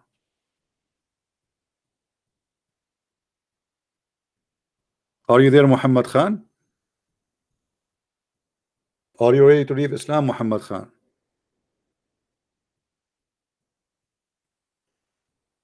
Muhammad, don't hesitate, my friend. This is your opportunity to leave this cult. It's obvious. It's in front of you. It is you who said to me, no, he did not forget the Quran because it's Allah will. And we showed you the verse and we said we agree with you. The Quran says Allah said Muhammad will never forget the Quran. Muhammad said he forgot the Quran. So what do you say? No, I don't want to leave Islam. I want you to leave lies. This is a lie. You want to stay as a Muslim, believe in lies? It's up to you. For me, I reject lies. Obviously, this guy is a liar. In the Quran, he says Allah, and you are the one who agreed. Allah, he assured him, he made a decision that he will not forget Quran. Here he's saying, I forgot Quran. So what we will do now? You want to stay as a Muslim?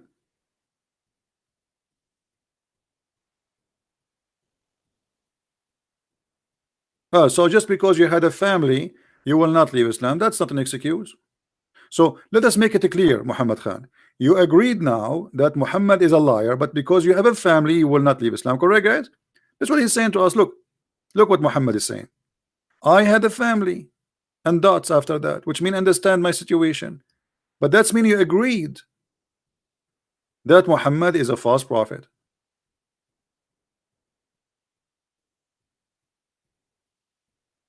But you had a family, which mean, that will cause me trouble. So I'm not going, understand my situation. I understand your situation. But for me, by what you said, I know now that you left Islam. Correct, guys? By saying I had a family, you just agreed that you are leaving Islam. Good for you. And I pray that soon you will accept the Messiah as your Savior. That's wonderful. You enter the chat with us as a Muslim, and after 2 hours you are out of Islam. Who's next?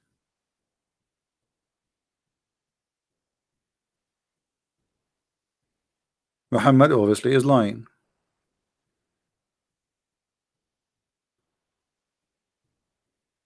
Look at this Muhammad, and he's saying the contact explain itself. Muslim proper, why you don't call me and let's see how you can explain it yourself? As long as the content can explain itself, I want to see you how you can make it explained. I mean, how funny when you say that. If the Quran itself in chapter 3 says that nobody understand the Quran save Allah, and now you are saying the contact explain itself. You will not forget unless I make you forget. It doesn't say that, guys. Where it says, where in the verse it says, you will not forget unless I make you forget.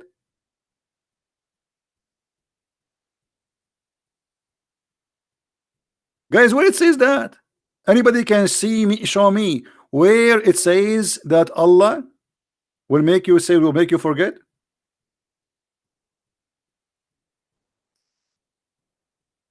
He will say to you, the verse after says, except as Allah wills, right?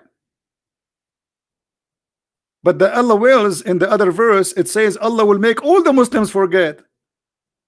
This is called abrogation, the abrogation of forgetting by forgetting.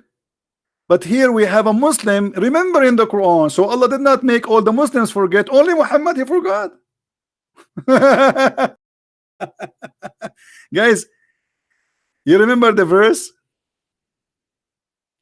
Let us go back together.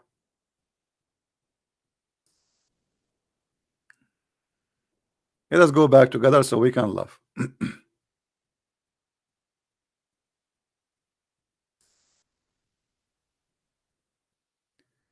None of our revelation we cause to be forgotten. Allah will cause to be forgotten to who? Only to Muhammad? Or to all the Muslims? All the Muslims. You can go and read all the interpretation. Because if only Muhammad he forgot it, then it's not abrogated, it's there. The Muslims still remember it and they practice it. So here he's talking about he will cause all the Muslims forget it. Okay. But as we see here, the one who forgot is only Muhammad.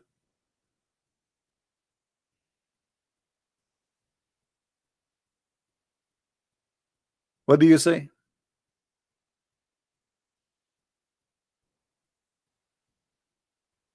Do you want me to show you the interpretation for this verse, that this is for all the Muslims, not for Muhammad?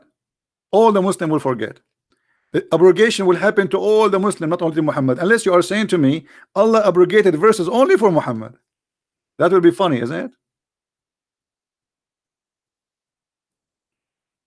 it? Did Allah cause all the Muslims to forget in this verse and abrogated the Quran for all the Muslims or only for Muhammad?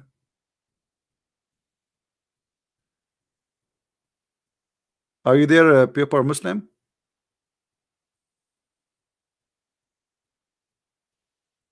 Was this abrogation only for Muhammad or for all the Muslims? This is for all the Muslims.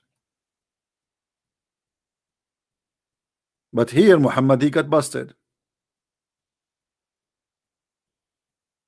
In fact, it is Muhammad who kept forgetting the Quran. And Muhammad, in order to cover his ass, he come with this verse, fabricating it, says, well, Allah has caused me to forget the Quran.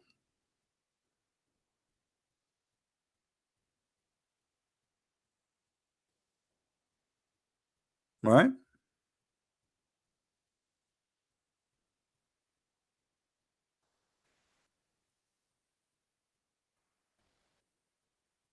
Do we have any Muslim have any comment?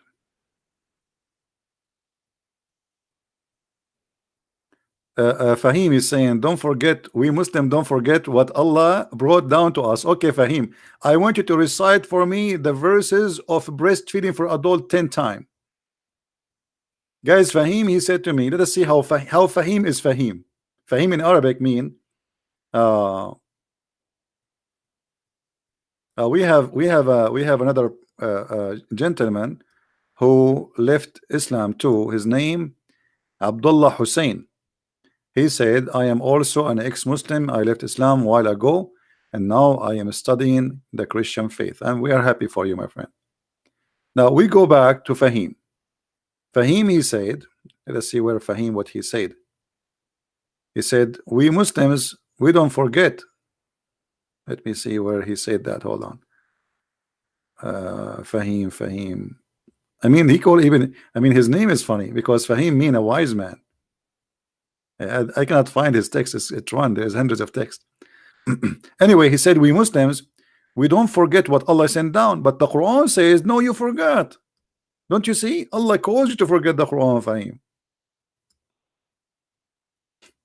Are you saying Allah is a liar? Fahim, he said, we Muslim, we don't forget what Allah he sent down to us. The Quran says, you are lying. Muhammad Khan is an ex-Muslim too. Wonderful. Muhammad Khan, he decided to leave Islam. Okay. Look like today we have a wave of people leaving Islam. That's wonderful. All right. Who is next?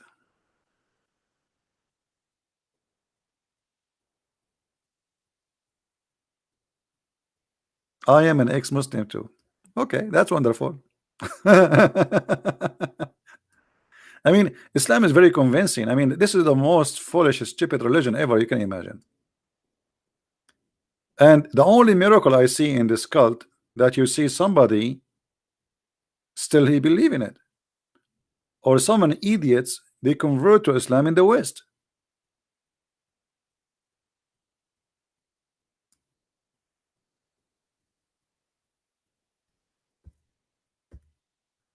Do we have any Muslim would like to? I don't know. Are we out of Muslim today? All of them they left Islam. Fahim is next. Fahim is next, but Fahim is slow. The food he's eating is not helping.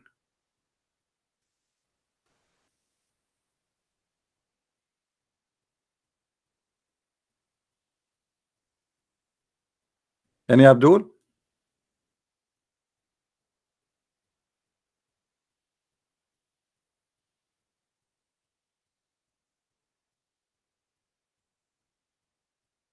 This verse alone is enough to prove Muhammad is a fake prophet. Allah caused him to forget Quran. I mean, how silly is that? The Muslim he keeps spending the day Bismillah,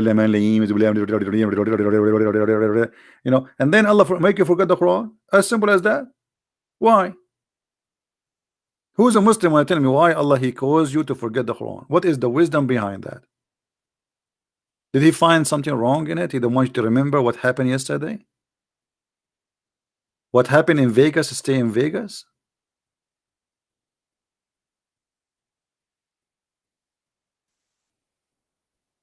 CP, use your brain. The verse is saying that the verses will not be lost unless Allah will it. Hold on, where it says will not be lost unless Allah will it. Guys, what is that? And why? This is the question. I will go with you. Just to show you how smart the Abdul are. Okay. I will analyze the statement of this man, this Muslim. Solomon, a player 666. He's an antichrist. All right. Wonderful. Use your brain. The verse is saying that verses will not be lost unless Allah wills it. Question. I'm going with you just for the sake of love. Why Allah want you to forget the verses? That is the most stupid statement ever. Allah he gave you a verse, yet he wants you to forget the verse. And then the verse is not saying that Allah will give all the Muslims magical memory. Muslims had to learn and remember. Now, hold on. So how you say you Muslims, you say to us that we Muslims, we preserve the Quran in our chest. You just prove to me that you Muslims, you lie to us, because now you are taking the opposite defense. You are saying to me, no, we Muslims, we forget. Allah did not give us an extreme memory. We did for guys, is what he's saying? He is trying to convince us that we Muslims we forget Quran. Okay, thank you. But this is totally the opposite of what you say. If we change the topic, if we say to you, was the Quran preserved? You say yes, it's memorized it, brother. We memorize it. Allah never wrote the Quran. How you get the Quran? You say we memorize it. But now you are saying to me, well, we Muslims will forget the Quran. And this is what we are saying. You are saying to me that Allah did not give us perfect memory, but this is not the reason. Allah said in the Quran, I will cause you to forget the Quran, which means it doesn't matter you have a perfect memory or not. I will cause you. He will not cause you to forget all the Quran. He will cause you to forget the Quran he don't want. How you can answer that? Why Allah want you to forget the Quran? It's not you forgetting the Quran, it's Allah causing you to forget the Quran. Guys, does it say or cause to be forgotten? Does it say that? So we as a human we forget. That's normal, that's true. But here is this is not about normal things happen to people. This is about somebody. His name is Allah. He will cause you to forget the Quran. The question why?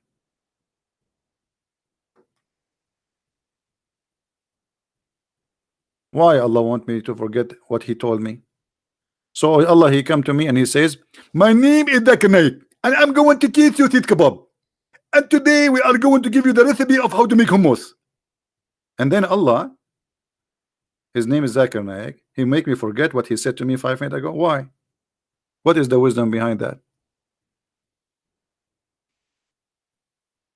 Hmm? If the wisdom is abrogation, there's many verses in the Quran abrogated and they are not forgotten. Why there's verses He want you to forget, and what are they? And now how we know what is forgotten and what is not? How we know what is abrogated and what is not? Does the Quran have a list of what is abrogated? No.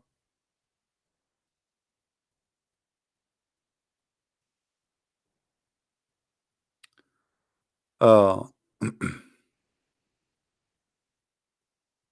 guys, look at this. Look at this. I'm sorry. I'm sharing your text just for fun. You are an idiot. Read my reply. No, Allah is talking about verses being lost. Verses being lost. You use your brain. Okay, what is the verses being lost? I mean, who is the stupid here, guys? This guy keeps saying to us, verses being lost. You just said, guy, did he say verses being lost? Did he just say verse being lost? That means the Quran is not preserved. This is your words. This is have nothing to do with people. Is it the Quran given to the people? Who is the one who lost them? Allah?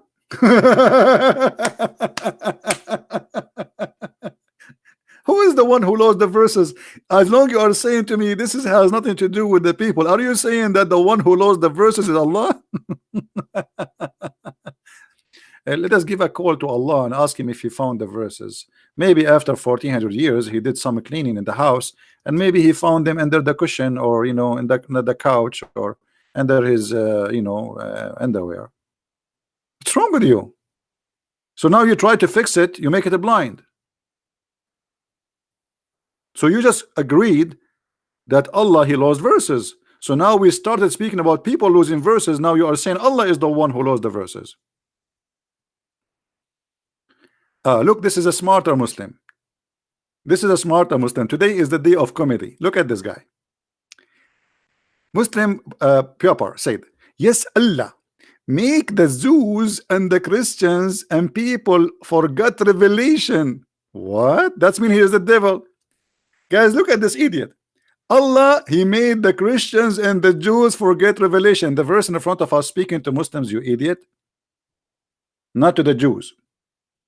Secondly, if this is true, how you explain to me this verse?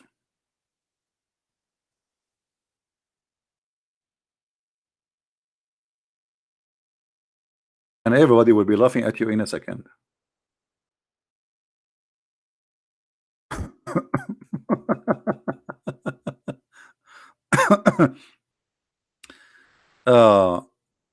The Quran says, "O Christians and Jews, if you don't practice the Torah and the gospel, you have nothing to stand on." So how Allah He calls us to forget revelation, and then He accuses us of corrupting revelation according to you? You see, the Muslims, because they are desperate, they try to find an answer. Chapter 5, verse number 68. I will compare it with your text, and everybody will be laughing at you in a second. You just get your prophet busted. Allah asking the Christians and the Jews, saying to them, "O people of the book, you have no ground to stand upon unless you stand fast by the law and the gospel." But you just told me in your funny text that Allah caused the Christians and the Jews to forget the Bible. So how they will stand on the Bible if they don't have a Bible? Unbelievable. because of the rebellion. So guys, the one who corrupt the Bible according to Islam now, it's Allah. Did you get the new news? Who is the one who caused the Christians to forget revelation? Allah. Read the verse. Allah is the devil. So because of somebody rebellion, you corrupt your book.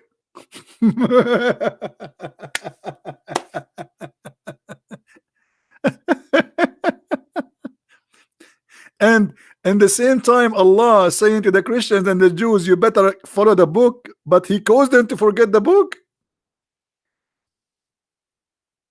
A proper Muslim, why you don't call me, man? You can be the best comedy for today. I am thick. What? They forgot all of the scriptures. No, they forgot some of the revelation. Okay, look at this, is stupid.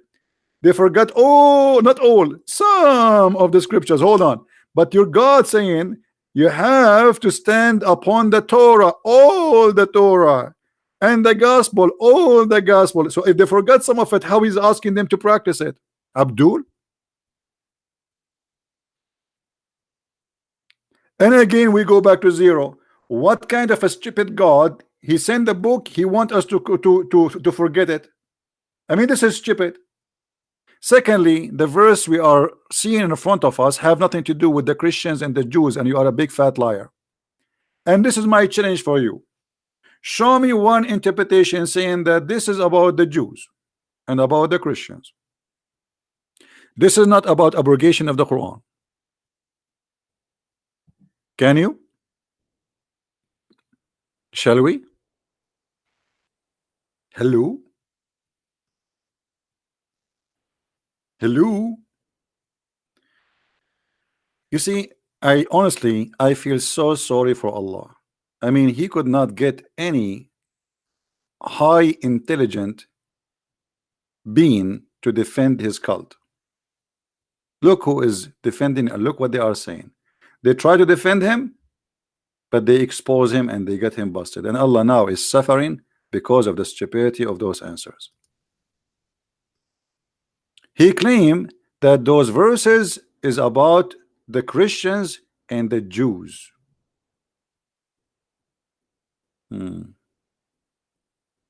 Let us get him busted, shall we, guys? Guys, should we get him busted? Give me okay. Is it time to hit him in the head without violence? Shall we? Let us get you busted. All right. Everybody will see in a second you are a big fat liar and you are just trying to cover up for your profit. Chapter 2, verse 106.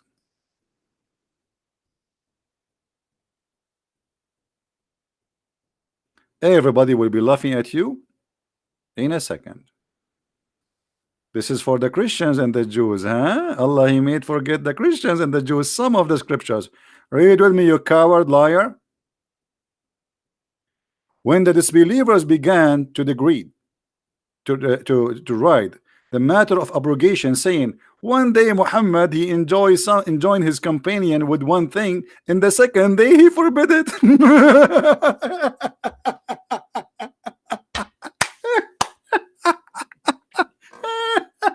Unbelievable. In the morning he says something, in the second morning he changed the law. Do you see it, Abdul? Abdul, do you see it? You did lie to us and you said this is about the Christians and the Jews. Hello? Who won the reference, guys? Who won the link? Who won the link for this garbage? Who wanna save it? Show them how stupid, how liar he is. There's no way God will change his mind in 24 hours. He make a law in the second day in the morning he change it. Is it me who's saying that? This is your Jalalain. This is the official government website of the Kingdom of Jordan. And this is Tafsir al-Jalalain, one of the highest scholars of Islam.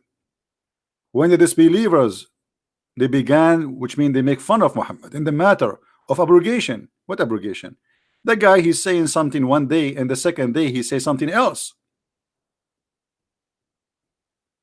One day he approved it, the second day he forbid it.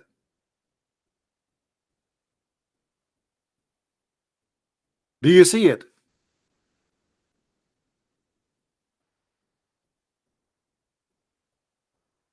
Hello, pure Muslim. What happened to you? Are you in the in the oil change shop now? Are you going to change your oil? Jalalain is interpretation, but however, they are telling you what is behind the story. What happened to Muslim Abdul who lied to us, says this is for the Christians, Allah made them forget the Bible? And not only that, you liar, the Quran says in chapter 5 verse number 14 that Allah will punish us because we forgot, not because he caused us to forget. Let us get you busted, Abdul liar. This is in chapter 5. Let us go there. Those Abdul, they forgot they are talking to Christian friends. Don't forget that. Keep trying. Do you see? For those two who call themselves Christians, we did take a covenant, but they forgot a good part of it. Not he caused us to forget. Liar. And this is why Allah want to punish us, supposedly.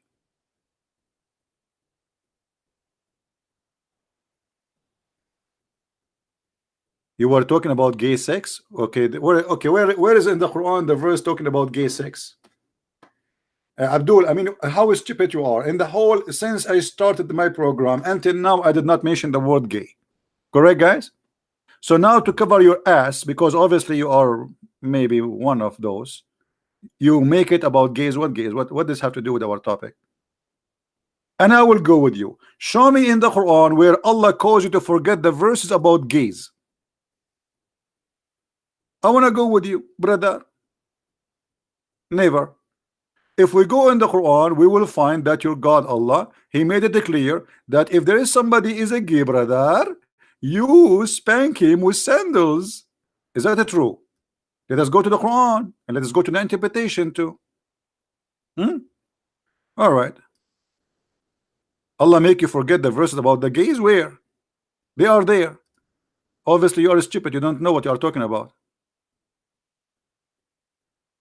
Be careful, be careful. You are talking to in the presence of Christian friends. Be careful, my friend. All your prophet stupidity is here. Huh? Okay. Let us love together. This verse is about the lesbian.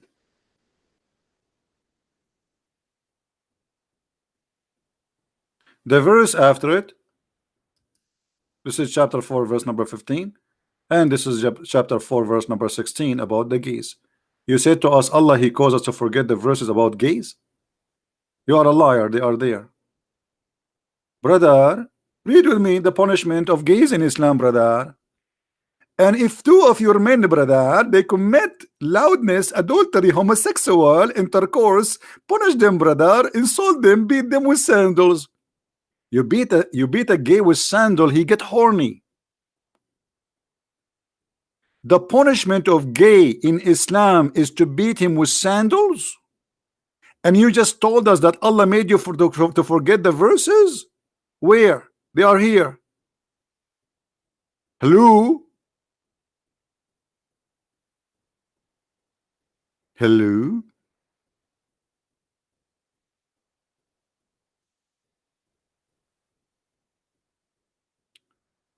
Anyone know the story about the punishment of the one who killed Uthman? Who remember the story? Anyone remember? There is after the death of Uthman the caliphate was killed. So one of the companion of Uthman and Muhammad, he said, I swear by Allah, if I know who is the one who did kill Uthman, I am going to F him. Excuse my language.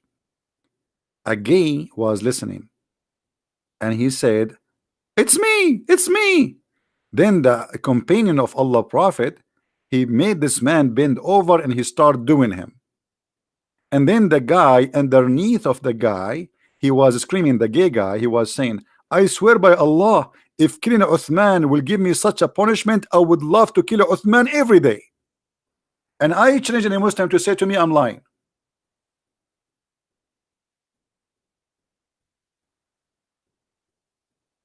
Hello?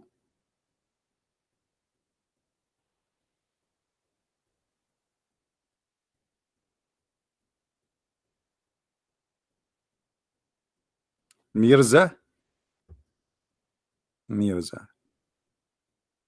No, I don't have any caller.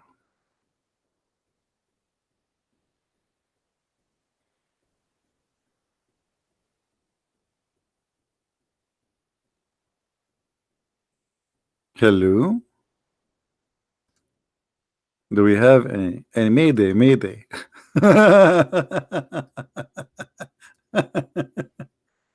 Oh boy.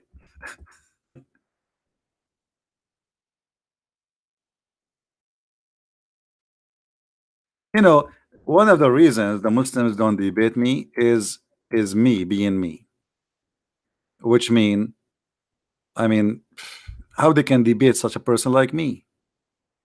They will be cornered. They will be, you know, I mean, it's going to be a disaster, and that's why they will avoid getting even close to me. That's why Shaibir Ali, although they want to debate many known people without mentioning their names, but they will not get close to me.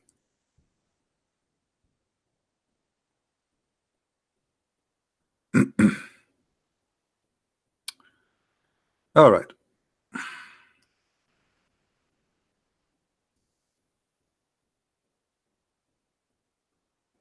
Uh,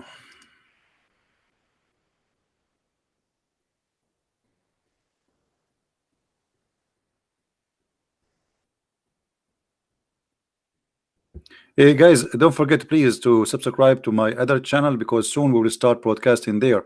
I did not start, I was supposed to start today there, but I noticed still we are very low in the numbers of subscribers. So please, the admins, they are posting for you the link for YouTube. Don't forget please to subscribe. All right. Now I think it's time to put for you some relaxing view uh, in the screen to forget about Allah and His Messenger. Very beautiful. I mean, who is better than Allah? I mean, we need to come on. Nobody can come with such a thing like Allah. Nobody. No one. Trust me, no one.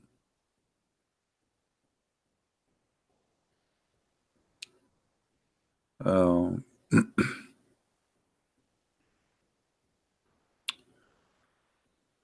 where? Yeah, the admins, they are posting for the link, and I want to say thank you for all the admins here. They are helping, you know, to share links and etc.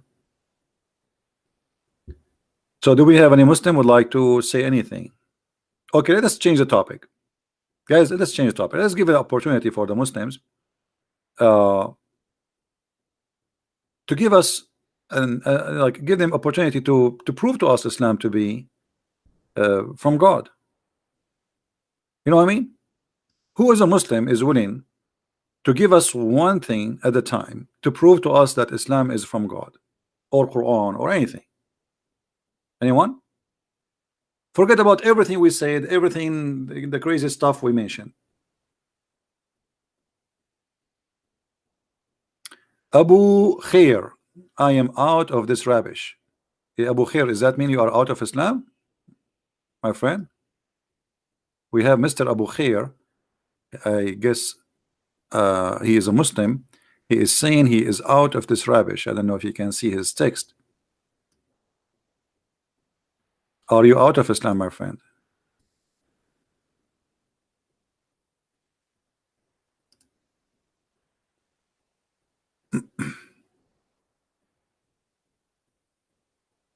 All right, good for you. Happy for you. Today we have many people left Islam. That's wonderful. So who is a Muslim want to show us one good thing about Islam or something can prove Islam to be from God?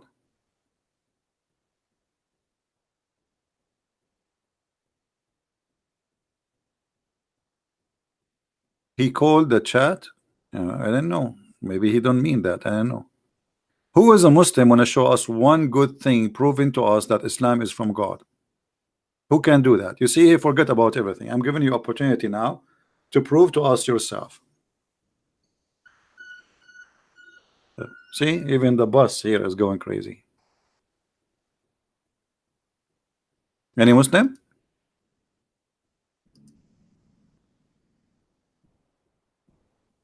What about we talk where Allah he put the sun sitting in the murky water, which is going to prove to us, as long the Muslim they don't want, which is going to prove to us that Allah is God. Allah is the only God who knows where the sun set. He discovered that long before anyone. He discovered that the sun set in the murky water. And by the way, I am an Arab, and I say to you, I saw that with my own eyes. In the Middle East, brother, the sun always set in murky water. Is that true, Muslims?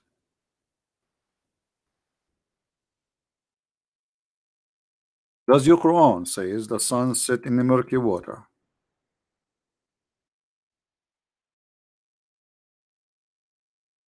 Hello?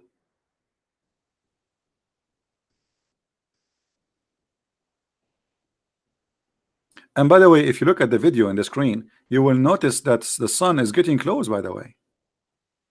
I mean, obviously, the sun is almost there in the murky water. This is a video, by the way, I took myself with the slow motion. Do you like the slow motion, guys? The slow motion is nice, beautiful. And Islam is very, very slow. You can prove it. Prove what? Solomon, what you can prove? Guys, hold on. Solomon, he said he can prove it. You can prove what, Solomon?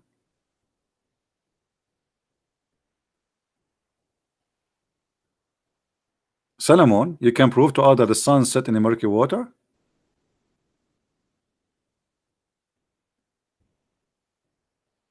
Hello?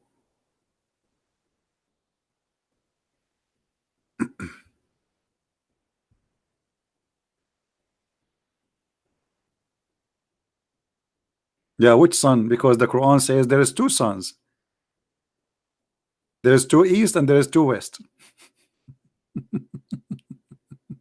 Have you ever heard of a God? He knew this, that there is two suns. There's two east and two west.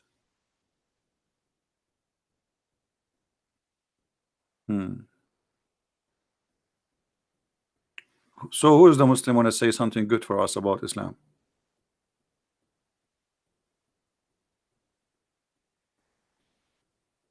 Will make them forget? Where it says will make them forget? Hey guys, either this guy is a stupid or he is a stupid. Where the verse says what? It says will make them forget. He will make them forget. Okay. Okay. Allah will make them forget. Who will make them who? We go back to zero. Hold on. We go back to zero. Abdul, Solomon. Allah will make them forget who? You are the one who said this is for the Christians. Are you? Allah will make who forget the Quran? Let us go back to zero, Abdul.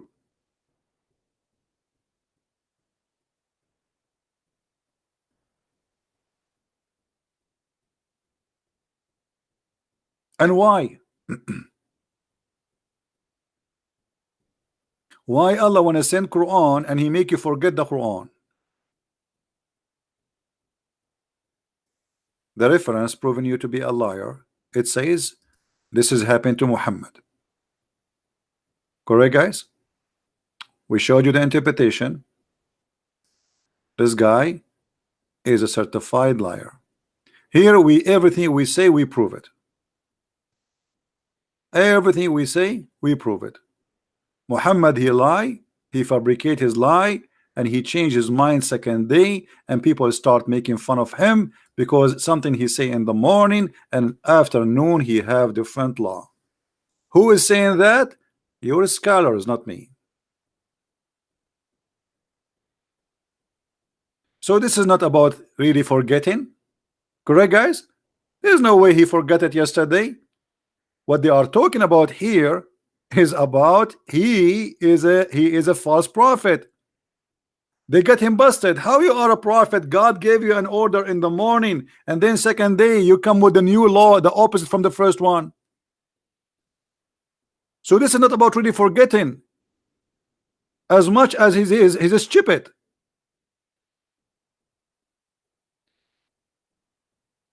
Your God, he gave you a law yesterday, and then the second day you give a new law, the oppose the first law. Why? It doesn't say after a century. It says the second day. Do you see it, guys? Guys, does it say that, or I'm making things up? Read with me. When the disbelievers began to deride the matter of abrogation, saying that one day Muhammad enjoins his companions to one thing, and then the next day he forbid it. So in the morning he says do muta, in the afternoon he said don't do muta. In the morning he said don't marry Christian women, in the afternoon he say marry Christian women. Allah forbid you, brother. Allah forbid you from doing muta, brother. But yesterday in the morning, brother, Allah allow us to do muta.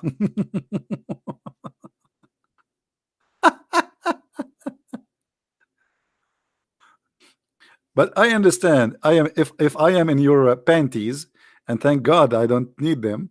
I will be suffering like this. But so enjoy your panties. Stay with them. Stay with them. Uh, okay. What? Look at this guy, guys. Look at this. Look at this. ZB. Look at. You like to hide under the skirt of scholars. Look at those idiots. He just admitted that this guy is a scholar. You learn Islam from who, you idiot? Don't you learn Islam from the scholars, Muslim scholars? So you agreed that the Muslim scholars. I cannot prove that from the Quran, authentic hadith. So what I was showing you all those 3 hours, I was showing you authentic Quran and authentic hadith. Isn't it the hadith says that the prophet he forgot Quran? Here we go.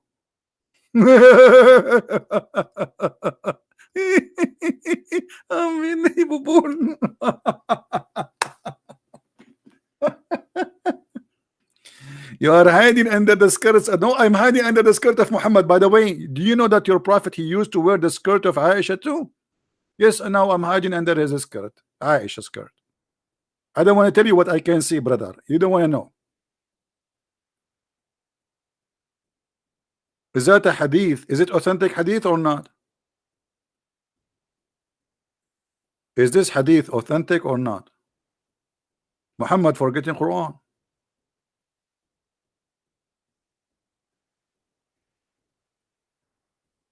Hello.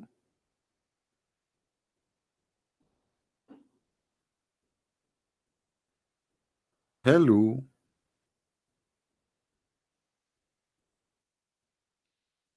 We have only 675 likes, but we have more than 1,000 people watching. Man, people don't like me.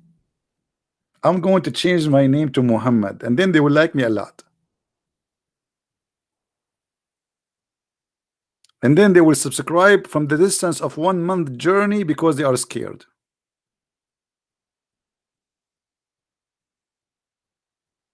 Is that authentic hadith, Abdul, or it's not authentic hadith? What happened to this guy? He's dead. He's searching Google. You have humiliated me. Why? Did you break my teeth the same as what happened to your prophet? He hid between the legs of Aisha. How your prophet can read the Quran if you have no teeth? I mean, this guy, he lost his teeth from the beginning of the time he claimed to be a prophet. Imagine you once take your teeth off and let us see how you can recite the Quran.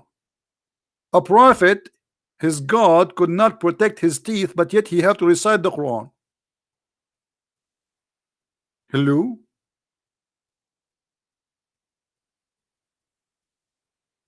The sun set in my neighbor pool every day.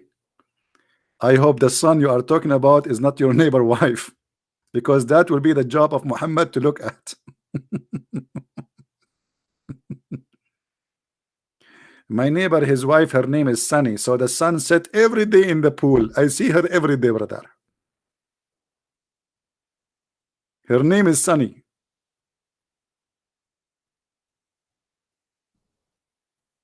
And Abdul,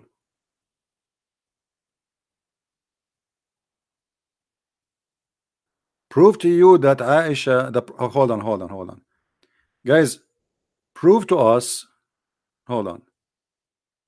I mean, those Muslims are asking for it, aren't they? Hold on. ZB, prove to us that the Prophet wear Aisha skirt at challenge.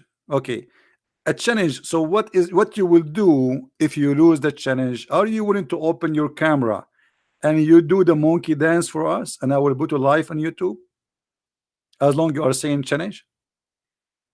What do you think, guys? Are you willing in the front of everybody? If I show you that your prophet is doing that, are you willing to dance in the camera? The monkey dance. Hello? Hello? Say yes.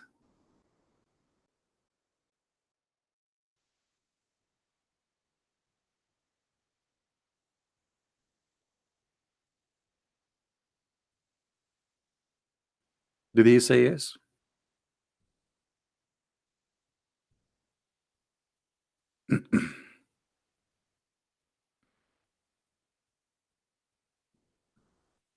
Where are you? Did you say yes? Guys, did he say yes? That's very easy, actually. Say yes. Swear by Allah you would do that. I'm waiting for you. It will take me less than 30 seconds to show you your prophet wearing his wife's skirt.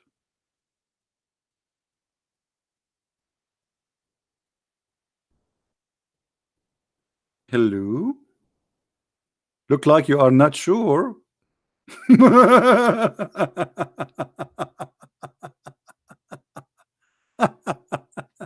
Okay, let's have a deal. What about you call me live in Paltalk and I will make you read the hadith for us? Only, I don't want you to do anything. Don't do monkey, nothing. You read the hadith for us. Is that fair, guys? Is that fair? You read it. Whatever is in the screen, you read it. Who dare to do so?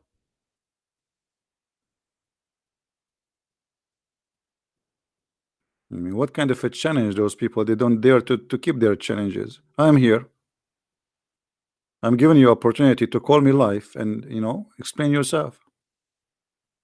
They don't dare.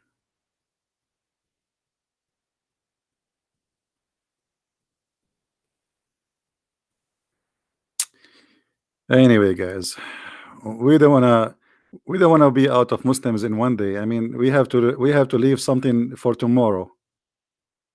I don't like to talk to you anymore. Did you tell your mom about that? Be honest with me. Did you tell your mom that you don't like to talk to me anymore? Please tell me the truth. Did you tell your mom? I told my mommy I don't like to talk to you anymore.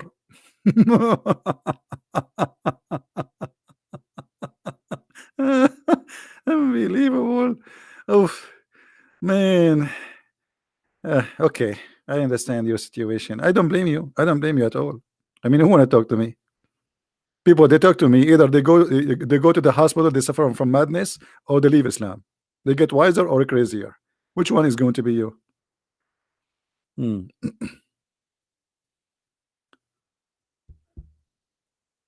Anyway, guys, again, don't forget to subscribe for the other channel. The admin, they will post for you the link. As I said, soon we will put this channel for sleep for a couple of weeks, and we will do podcast in the other channel, which means you will not be able to find me unless you subscribe to the new or the other YouTube. There we have a couple of thousand only, so we want to move a lot of people as a backup for that channel. The admin, they will post for you the link, and they are posting it as you see. So please don't forget to subscribe. All right. Uh, yeah, well, the sun sit in the murky water, and we have to be honest. By the way, there's a very well known scientist from Japan. He proved that. His name is Yama. I do lie, Yama. Very well known. The Muslims, when they make articles about science in the Quran, they insert names nobody knows where they are coming from, and even names you know them, but they never said what they said. As an example, the Muslim, they say to you, brother, a very well known brother, George Bernard Shaw, brother, he said, if the Prophet today was alive, he can solve all the problem during drinking his morning coffee, brother. Okay, Muslims, which book George Bernard Shaw he said that? They fabricate lies. They use names of famous people just to fool you. George Bernard Shaw, he said that. Are you sure?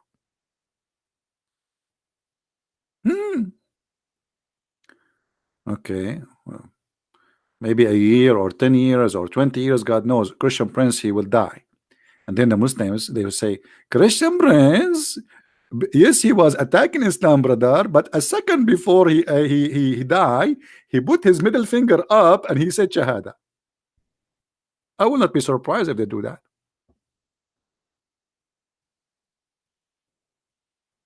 Everybody convert to Islam, brother. Any Abdul.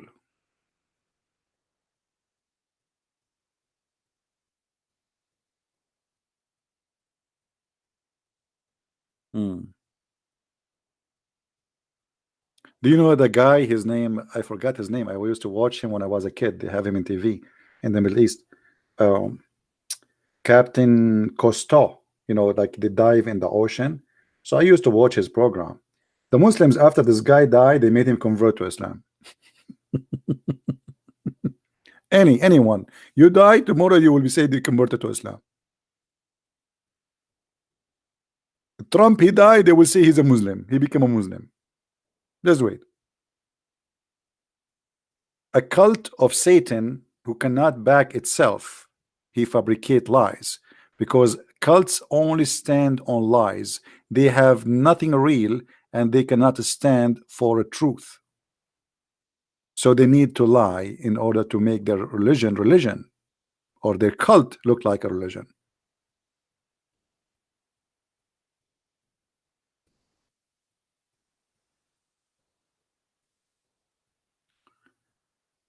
Any Abdul?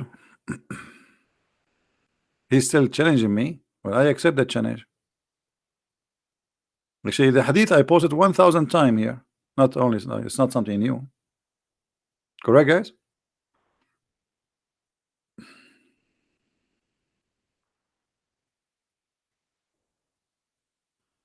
And actually, the hadith is just right in front of me. It's in front of me in the screen, waiting for the Abdul to dare to say yes. Hello. And because he knew that what will happen, he will not call me.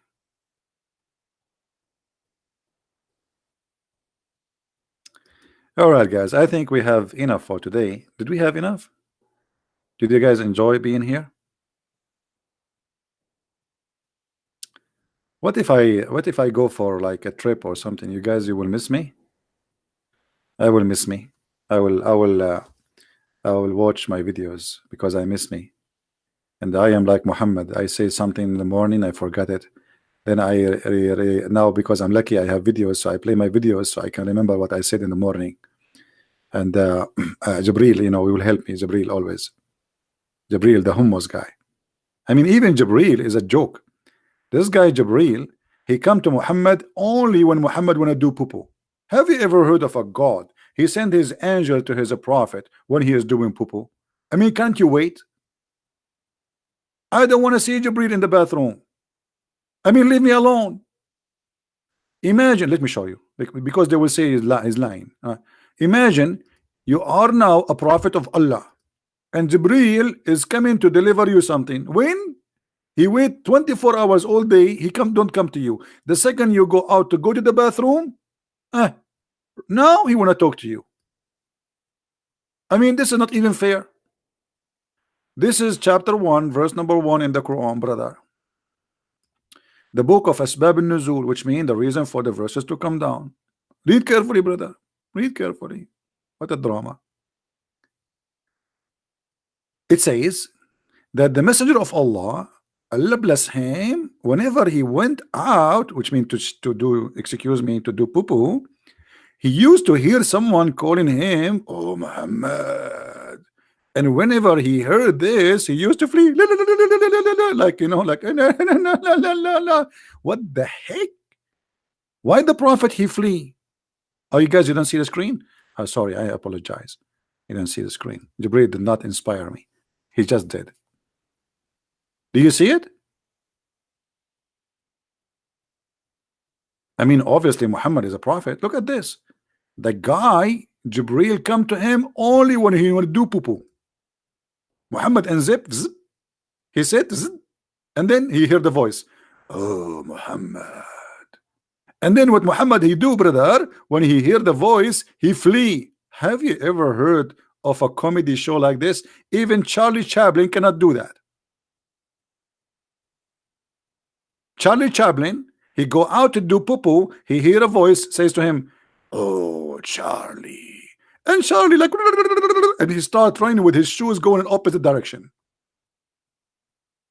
So it's for sure Prophet Muhammad is a prophet.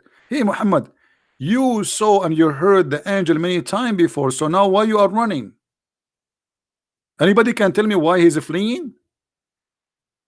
Why? I wonder how. I wonder why. You told me about the blue sky and all what I can see. Muhammad fleeing around me. I turn my head up and down. I turn it around, and all what I can see, the prophet fleeing from me. I think this song actually written for Muhammad case in that day. Muhammad, he heard the voice. He turned his head. I turn my head up and down. I turn it around, and all what I can see, a lemon tree, nothing around me. I mean, isn't it obvious? It's written for the prophet story. What an inspiration. Unbelievable. Very beautiful. Now, I'm going to finish for today, and I need to make some tea. Who want to drink some tea with me? I wish really I can. I am sure many of you are good to have a good time with you, and we will, like, you know, we to be together. But sadly, you know, Jibril is not bringing us the flying carpet where I can send it to you and he can bring you over here. And you know who used to own the flying carpet? Anyone knows? Who used to own the flying carpet? Anyone remember?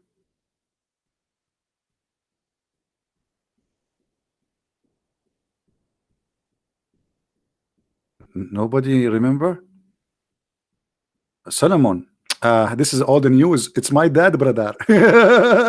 Because brother, we Arab, we are pirates, and we hijacked the Solomon ship, and we took the carpet from the ship, brother. And then my dad, brother, he can bring me to America by the carpet. I did not pay for ticket, brother. I passed all security, immigration, and Trump could not stop me by the help of the flying carpet. And by the way, don't just keep that secret, because I don't want the FBI to know about the flying carpet in my house. And then they will go and they come and they arrest me because they will accuse me I'm smuggling immigrant. Flying carpet, Muhammad. I mean, even flying carpet in your book. I mean, what is left? What is left? Even a flying carpet. I want to get one. I am desperately in need of a flying carpet, so I will not pay for airplane ticket. Anyway, guys, I love you all, and I hope the Muslims will not hate me much. But it's okay if you hate me, I understand. But trust me, I don't hate you. I really try. I'm trying to help you, my friend. You Muslims, you are not You know, you are not listening to your mind and your heart. We don't hate you. We are trying to help you. But you understand it, that we are making fun of your cult. But what I can do, it's a stupid thing. And I believe the only way to wake up somebody sometime is comedy. To show him how silly what he believe in. It is really silly. It is really silly to believe that God is a vagina vendor. God, he will increase the size of your penis.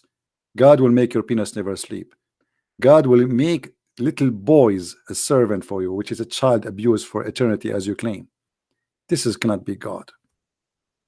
God is about justice, and it's not justice to give me women for sex and boys to serve for eternity just because I believe in God. God is not stupid who says stupid things as we see in the Quran. There's no ethic, there's no intelligence, there's no wisdom, there's nothing but abuse and violence and madness. And this is why we reject the cult of Islam. Please join us when we go next time, and don't forget to subscribe to my other channel, which the admins are posting for you, because as I said, soon we will move there and you will not be able to follow us if you don't subscribe. Thank you for being here. May the Lord bless you. Christ is Lord, Islam is false, and see you soon again. Bye-bye.